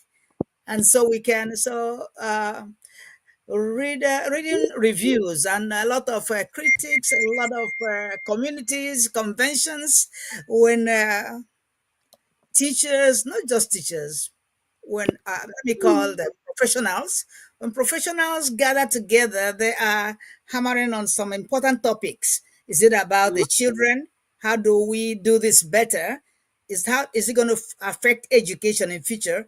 And so those are all contributing to the dynamics. So that's why education, nothing is static now. Nothing is static. A lot of things are dynamics. So we have to research things, find the what people have to say, what people are saying right now, and it's not what they said 1 year ago. It's what Hmm. they are saying the last 3 months. That Yeah. is what. Yeah. Okay. I think. No, I, thank you. Beautifully said. Beautifully said, Dr. Roxana. Look, I have again, a I, question though.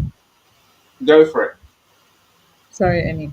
But sometimes when I hear a conversation like this, and I agree with Professor Roxana, especially if the entire focus of the book is sales.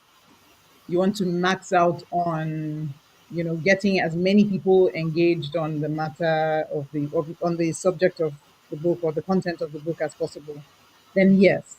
But sometimes, what do you do when you feel like you have an answer to a problem, but it's not what people are looking for actively because they don't know to? Is that okay to write a book about that, or is it a waste of your time? can I I don't know if that ask, makes sense. can I speak on that, Annie? Yeah. Of course you Okay. can. Yeah, Tolu. This what you have in mind, maybe aching your heart, and some people are also thinking about it, but they haven't written it down. So maybe if you put your voice, whatever you are thinking about down or write in a book, you see you have actually answered some other people's questions, solved a problem that people are aching about, like marriage series, like the book you wrote. There are people who has answered so many questions already because some of the fights inside the room, they never told you about that. But you wrote them down so that some people learned, okay, well, that's the way we could take care of this. Maybe some people could have seen it earlier, maybe saved their marriage, but it's okay even if it is not. If it's too late, you can save my children and grandchildren's time. So I got the book. My book is in the library for my kids to see because they are married already, but you never know what they did. I think that And there there's is. something. Wait, give me 1 second, and I'll give you the mic, my friend. Give me 1 second. I think what Dr. Roxana say is vitally important. Do the research, my friends. Don't be lazy. Do the research, right?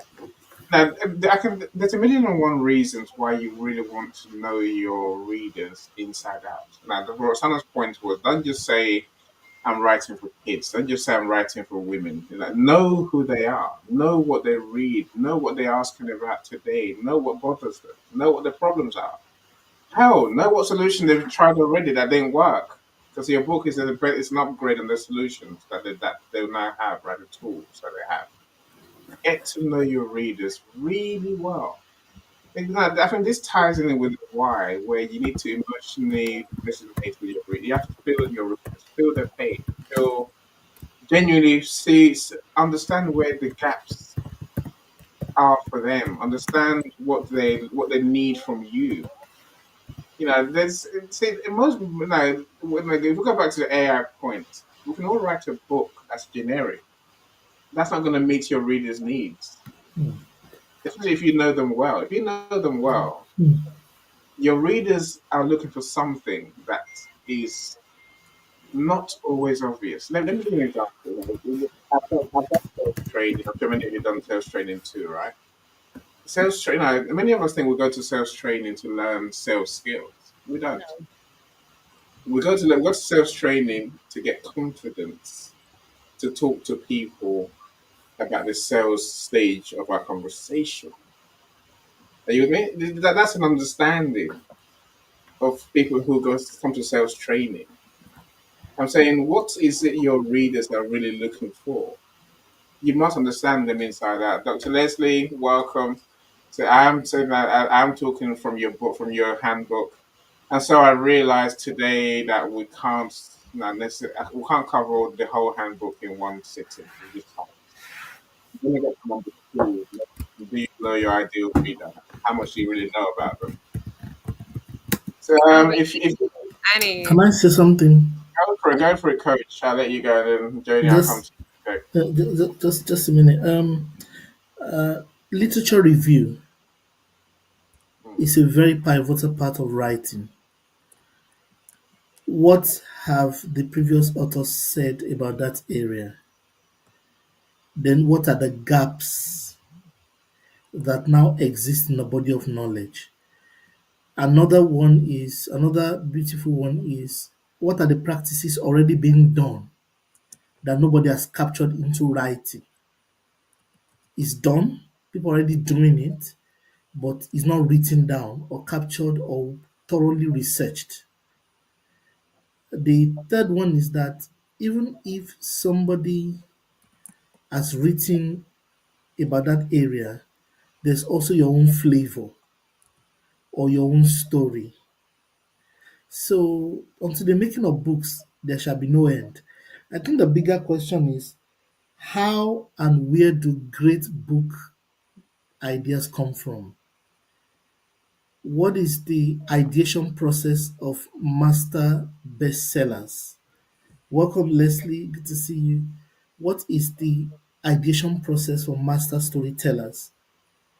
How do you craft your idea? And there are numerous of such occasions. A point of pain, a point of pressure, a point of pleasure, a point of uh, joy, a moment of stress. There are many of those moments in our existence, moments that a lot of people can identify with, and any book that will help them in that area will definitely do it because there's a niche. The other thing I like to say is from what Prof said is begin with the end in mind. Also think through what that industry would ever need or what people need in that area. Those are very deep questions that we may also want to look at. Yeah, that I yield the floor. honey, mute, Professor Eh, Roxana. Uh, Okay. Annie, where are you? He had leave for a second. And he left the building. I really like Toulouse idea. I just like talking about whether or not people feel more empowered being around like their hometown or moving away for opportunities. And so I would love to have a conversation about that because I don't know a lot of people here in Chicago. I moved away from my family and I miss that. And so, Tulu, I like your idea on how maybe in Nigeria, men are a little bit stronger. And I have to go pretty soon, just like any. But I wanted to tell you guys a fun fact because fun facts are Go, always fun. And go. do you guys know that honey never spoils? They found a 30,000-year-old bottle of honey in an Egyptian tomb, and it was fine. And like just the right amount of like pH balance, whatever it must be, but no bacteria can infiltrate honey. And I think that's really cool. So, you know what? There you go. There's a fun fact. Johnny, Johnny, Johnny, I'm curious. If you were offered 30,000-year-old honey, would you eat it? Hell yeah. Yes. Oh, Why not? okay. Oh, it Oh, yes, I would. I'm it goes not both afraid of ways. nothing, girl. But 30,000 years is still intact. Like no bacteria can get in honey because of the way, like the protein. I don't know. I am not a food scientist, but I heard this fact and it is true. And I'm no, like, just whoa. no bacteria doesn't mean it doesn't degrade. Are you sure it's still the same quality, everything? No, I am not sure. I did not find this myself. Right. I wanted to ask I've worked with a beekeeper. I've worked with a beekeeper before, and because of the way the bees use the honey, literally they use it and then make more. Right? I'm saying so. I can well accept that. And I know another fact about Not wrong bees. with it. If you would like one more fact, Very- I will leave you with one more fact. None of the younger bees have a father because the mm, queen bee wants to keep her lineage. So she has sex with her father. So all the younger bees only have grandfathers. mm. Does that Yeah, make sense? yeah. Well, no, So the younger bees do not get a mate with the queen. And so, yeah. the boys get thrown out after a while. They get I'm like, thrown that's out to go kind and of make choice disgusting, other but lives. I get the lineage part. Okay. Yes. No, thank you, Janie. Thank you so much. Thank you. Look, please join us again for the next one. I And will. we'll Of do have to course. get your book Yes. finished, Janie. Have to log into your Amazon with you there. Let's talk Welcome, Linda. So I welcome, Linda. Glad totally you're get on that idea. That's a great one. here. Look, I love this. I love this from Dr. Leslie. She says, I guess our books, maybe our ideas come from thought energy, from creative imagination. And it is a, I guess this puts the fact that the questions that we're trying to answer before we write our books, it's a mindset issue. It's a mindset concept we're trying to Exactly. put into practice here. It's like the lesson talk about co-creation with the universe. That comes from clarity, real clarity about who we're writing for, why we're writing. That's the point, right? With the right mindset, we will find those gems that our readers really need. That's when I said earlier, why me? Why am I writing the book? Why are you writing your book? What makes you the person? It's because you've got those gems, you've got those things, those. Journey talk about fun facts. I'm saying we've all got fun facts that our readers really need, right? That's why we write books. Otherwise, why bother? But no, so we really must approach this and really want to understand our readers. And which is question number three. Now, which is how are we alleviating their pain? What are we really solving for them? Again, my friends, look, write these things down. Don't assume. If you want to go and check out Dr. Leslie's handbook or workbook, if I call it instead, that's what she calls it. Just say connect with her. So she gave me this workbook. Say about a year ago. 5 questions to help you know your purpose as an author. Do connect with Dr. Leslie in the comments. If you need help, let me know. But everyone should have this guide. That's why I took it off her. And today's just a day I want to start talking about it. I'm saying we need to have that solid foundation that we're coming from. It can't just be we write a book because we're bored or because we think we can help someone.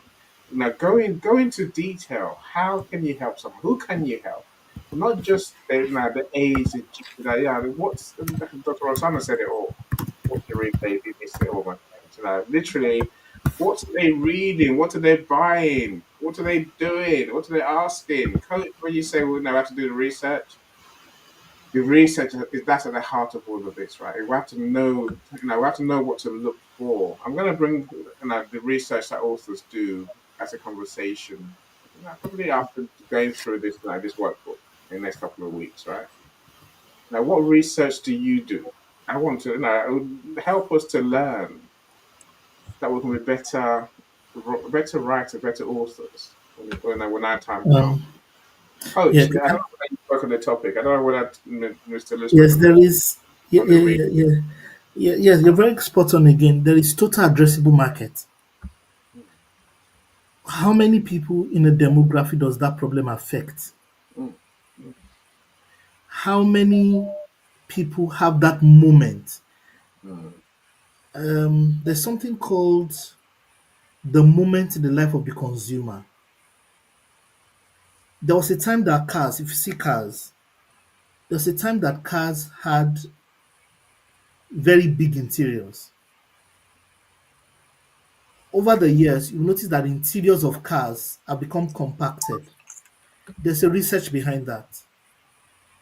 As more women began to use cars, the distance between the steering, if you've driven Mercedes Benz, the old Mercedes Benz, the Mercedes Benz that is steel, that is heavy metal, that the when you're driving Mercedes Benz, there's the Mercedes, those ones when they crash, when they crash, the other car is gone, and the Mercedes Benz, you see, pick up the those Mercedes Benz. If you see a woman driving it, she's driving it very timid.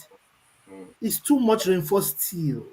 mm, Number two, it's too heavy. Number two, if there's a baby or a child, this is what the research says, and there's a problem, they can't reach the mm, child.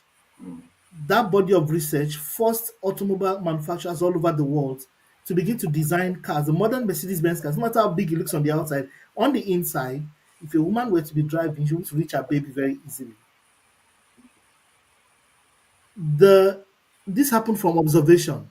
mm, The designers of Mercedes Benz were just observing what are the pain points of society. In the grocery stores, there are everyday moments and pain periods. Watch out for those moments. Be an observer of life and watch out for the unconscious, unsaid, unprinted, unscripted moments of pain. Like, for example, the communication between parents and their children that Tolu is handling is a genius one. Parents are struggling. What about teenage parents and teenagers? There are some general moments of the human soul. No matter the language you come from, it's a general moment. It's called the moment in the life of the human being. It's a psycho-emotional point of humanity. Those are places to write from. mm. I agree. Number two, okay, yes, Prof. Ma. I'm just making sure that Annie is giving me permission. Yeah, please, please. The mic is yours. Okay, I'm not Please, trying to interrupt you. What you're saying is actually good, but I think one thing I do actually know is that there are so many books to be written. There are so many things we put our mindset on. There are things that I might have to wake up when I wake up in the morning. I think about so many things.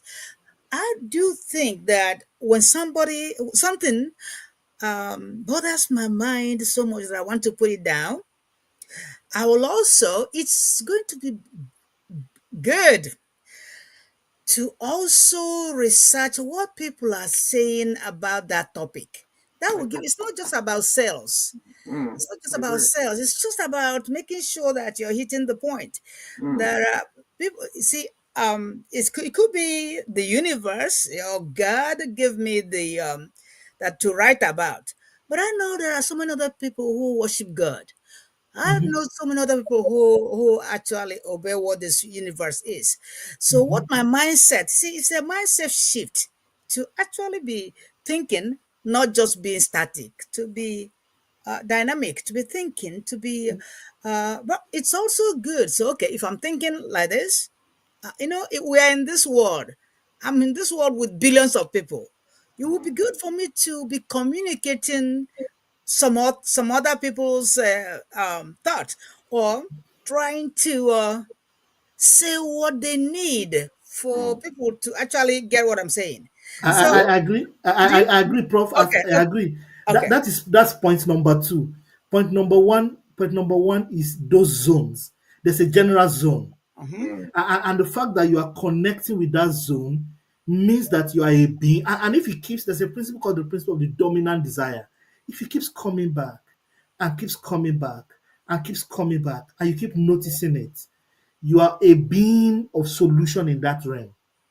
If a question keeps finding you, you are a being of solution. So, step two is to find other like-minded people, read around it, research around it.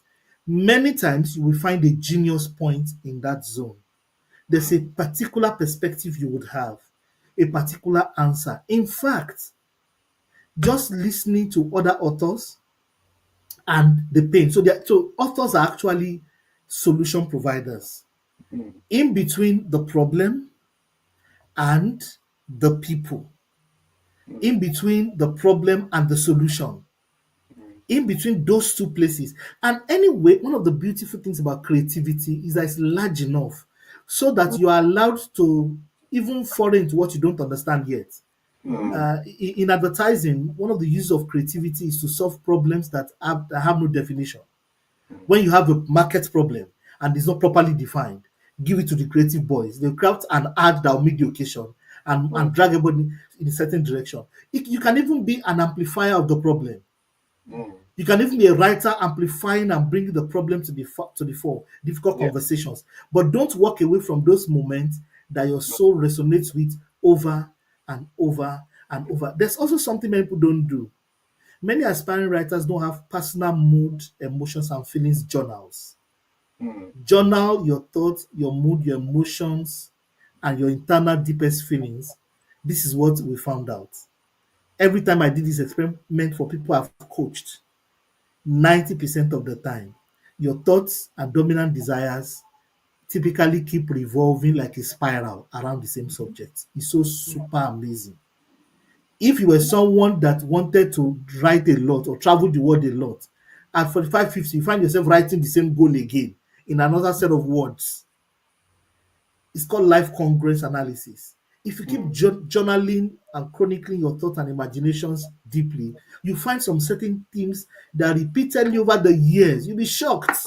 Okay, wow, wow. As you do, those zones are places to now do what Prof said: internalize, assimilate, look at other authors, look at Work, other problems, work some work on it communities with the and forums communities. I'm talking about. Gradually, new answers are going to come to you. And you may want to stay as an exploratory person in that zone.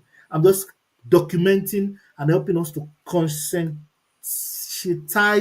bring the questions from abstract to what mm. is concrete. That Yeah, these are the questions. yeah, define. Exactly. You can leave it as school of thought. You don't have Mm, to everything that leads to a solution. We can leave it as school of thought. We can leave it as a chronological analysis. You can use creative polemics. You can do mm, creative writing. You can go satirical. You can do whatever. You may want to shock society by doing drama. We had that in Nigeria a lot. People wanted to talk about the military era. People began to create drama. Of course, some editors disappeared because the drama was too strong, was too mm. close to reality. But if you want to be a solution provider, then we must now go towards some scientific understanding. At that point, you cross the boundary from just a general thinker into science. That Yeah. point, we will need things like hypotheses, we will Research, need research, research, we will yeah. need literature review, documentation, if you want to take it in that direction. Mm, I had this challenge, Prof. I had this challenge when I was writing this book, the book I just launched, this book, because there were many prophetic ecosystem and dynamics, applying prophecy and things like intuition to everyday life and different areas of industry. mm. There is no author who has done this. First of all, it's a bold idea. Second of all, I could be criticized to death, but I've learned how to be outlier. I've learned how to be conscious with it. I can put on a red suit. No, few men can, and I will do the drama. I'm actually introverted on the inside. I can be the odd one out for a season. So I'm comfortable with being criticized. I'm comfortable with being told you're stupid. Those things don't bother me. I will pretend, in fact, I pretend like I'm moved so that people don't feel I'm arrogant. But deep down, I'm doing something. So when I stumbled on this, and it's not stumbling, I've observed over the years that people demonstrate these capacities. I know a medical doctor who told me, I think I shared this with you, and who told me that their mental patients will have died under her care if not that she got extra intelligence. She would know that, and the medical science says this, but she knew by an inspiration of the Holy Spirit in her heart that this is going to go this way. And then she acted, and she had it repeatedly, not once, not twice, not thrice. And I have different kind of experiences like that in my own career too. So I began to write and look deep through it. Now, nobody is sufficiently strong on the intellectual community because you're going to run into a lot of intellectual problems. But then I stumbled upon some things in science. For example, the guy who formed the benzene ring, the first person who drew the benzene ring, Kekule, said that there was no precedence They were looking for what the structure of benzene ring looked like. Nobody could find it. He had a dream. DREAM. He drew it. Finally, several years later, Kekule was right. Mm. That was the structure of the benzene ring. Science began Mm. to take a look back that, wait, that means that then they began to form a lot of theories that it's atom upon atom, the atom can communicate to atom. What's my bigger point? Writers must also be bold. There may be uncharted territory. So Mm. you won't find enough literature. Mm. You won't find it, which is a bad problem and a good problem. Bad in that you won't have reference if you want to do a PhD or serious academic research. But if you are ready to do entrepreneurial and you're ready, you don't care whose else is God, you're just writing and you want to just live out your dream, and you have sufficient intellectual capacity and belief to push it through, write Mm. it out. Knowing that you can be antagonized, that can be the end of your career. People can say you are lying. That's That leads fine. me. So Mm. the last point is: so are you ready to be the ambassador of the material? So if they Mm. say, okay, these theories now, can we test you? How true is it? How many people will say they validate the experience? Can you also be an ambassador of it? Those are the issues on the table. But at the end of the day, the general process is what are the things that resonates with you, and who are the people that have written in that area before? What are the materials in that area? What do society need in that area? And like that, your own idea would form. Yeah, look, I agree with you and Professor. Doing the research is key for sure. And it is about going the extra mile to understand your readers, understand your read and the problems they have. I say, Linda has a comment I think is yeah, important. and I say we'll address the issues that people may have in number three next week. The Linda says, some write books for an income and broaden education and knowledge. I agree, of course they do. But even then, you're only going to make an income from your books when when you have a strong why, and when you Mm. understand your readers and you actually want to buy these books, right? So Linda, I agree with you entirely. Of course they do, and some write books, for historical, call it legacy. That's a simple way of putting it, Linda. I think, but again, like I said a few minutes ago, if you were here, um, writing for legacy, writing to impact our family positively, or to tell our family stories in a way that would last longer than we're going to last on this earth. That's a huge driver, right? Writing for our kids to be inspired, writing for our kids to see our story, years to come, and to know that we are part of the author sphere. That's a magic thing, right? Madam Tolu, I want to come to you before we go, right? So how far do you go to understand your readers? Okay, so I've talked about the children's books, right? But I think it was a bit different with Raging Waters. Raging Waters was not for children, it was for adults, and specifically, it was addressing a problem. So we realized that over, for over a decade, we've been counseling couples, my husband and I, and it became clear that a lot of couples are blindsided by matters like infidelity. Like they don't see it coming, they're shocked by it, and then they're devastated by it. And there are common trends. If you study it, if you watch the patterns, there are certain things that happen in the marriage relationship before they get there. We also realize that infidelity is not really it's not necessarily an event, which is what many people approach it as. You toy with it, toy with it, toy with it until boom, something happened. Oh, I'm so shocked. How did this happen? Many times there are patterns, there are trends, there are things that people are doing or subjecting themselves to that are leading them in a particular direction. So it's easy to see how, in hindsight, you have 2020 vision, it's easy to see how this can happen. Now, how do we help couples to prevent themselves from getting into that mess before they get there? Because when they get there, they have to deal with all the fallout, all the problems, societal problems, emotional, psychological, the devastation to the relationship itself, to the children. How can we prevent that? And so this story came around from compiling bits of those stories, developing a concept around it, and presenting a story that is relatable but that also communicates the ideas that we have to help people to see, look, this is something that is real, but that can be avoided if you understand. You can find yourself and say, okay, I'm actually on my way to this thing if I don't do something about it. So let's put it in a story and help people to see that. And I think that was what led to that book. No, tremendous, tremendous. Again, look, nothing beats talking to your readers, the people you're writing for. That's what I'm taking from your share, Tulu. You know, the more you talk to your potential readers, the Yeah. more you're going to know what the questions are and what they're thinking are, and where, you know, what the coach mentioned where the gaps are. You know, Yes. sometimes, you know, it's where the traps are as well. By the way, you know, they want to answer some of the traps because some of the generic knowledge that we seem to that is out there doesn't work, and Mm-mm.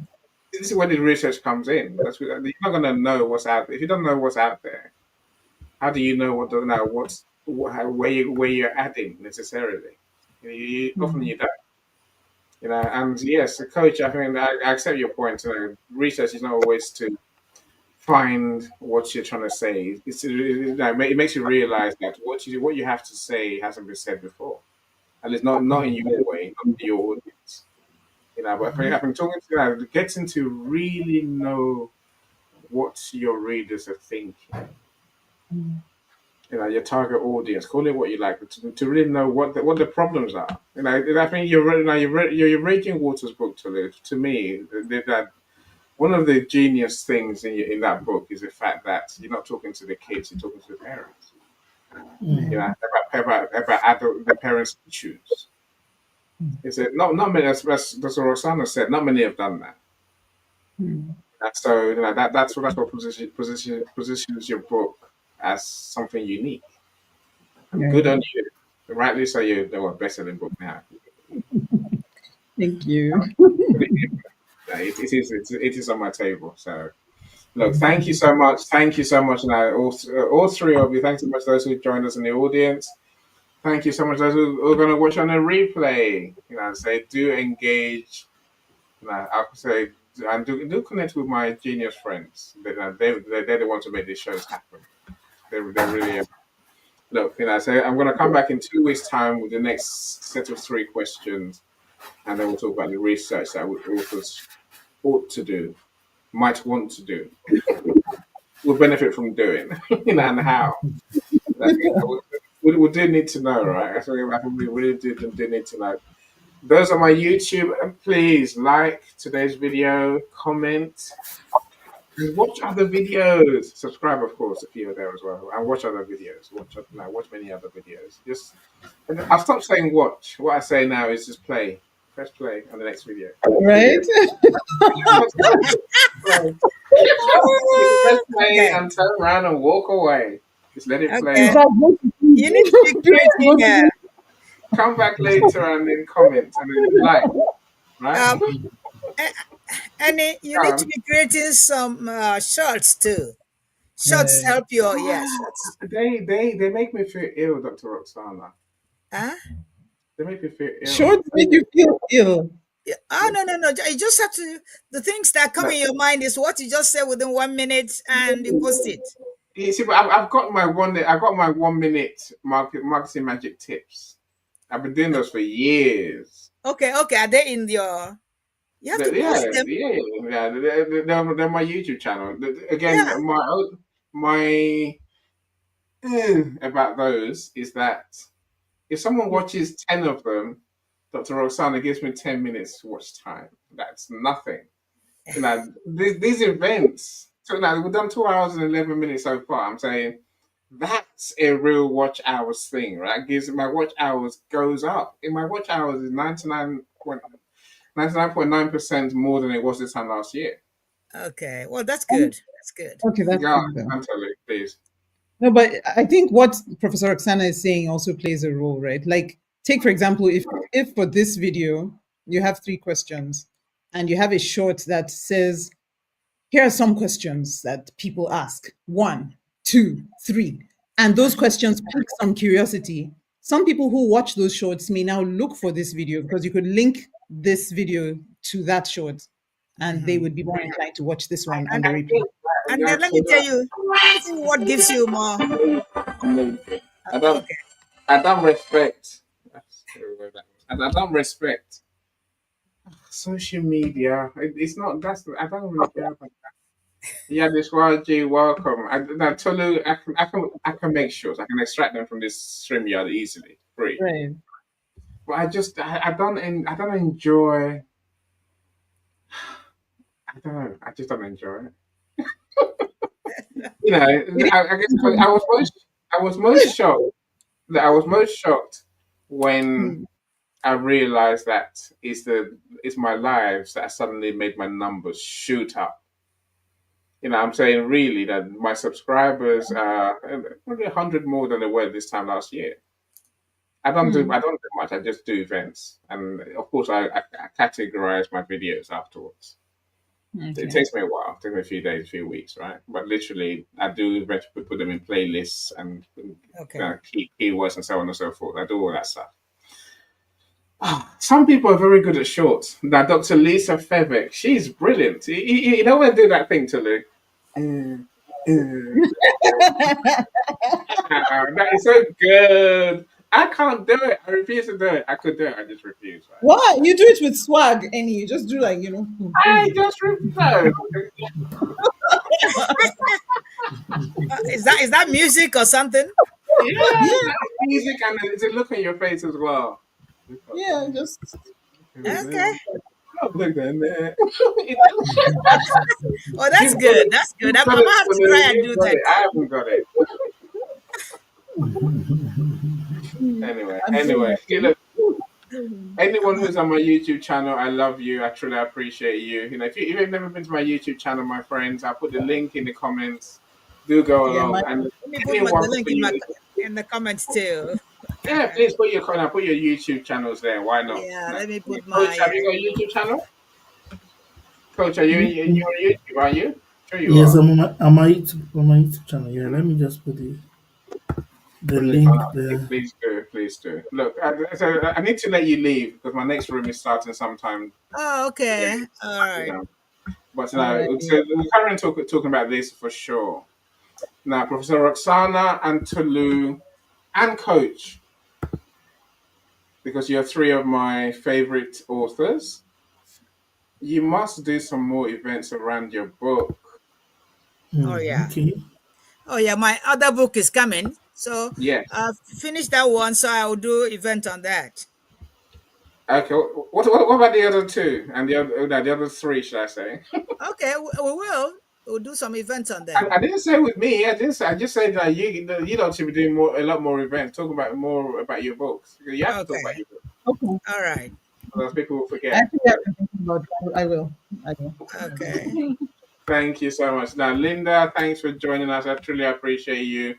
And Linda says, thank you all. Stay amazing. I appreciate it all. Thank you. We appreciate you too for being here, for giving us Thank you any so time much. for your Yeah. engagement. Right, my friends, look, go in the comments afterwards and do engage, repeat, comment.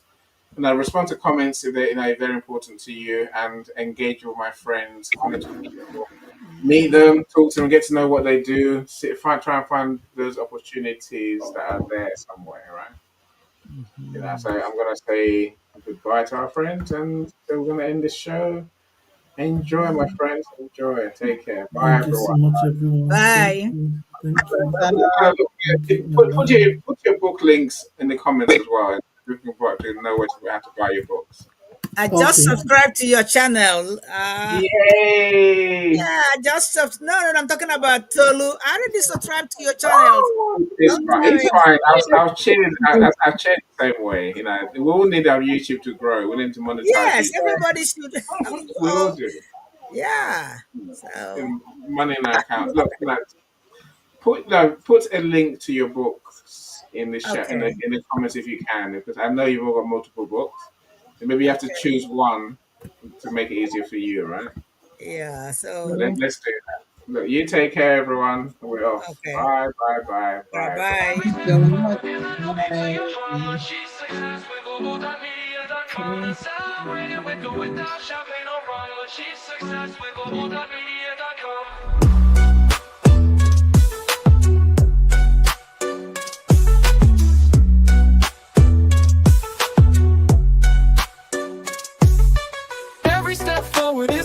to your drama.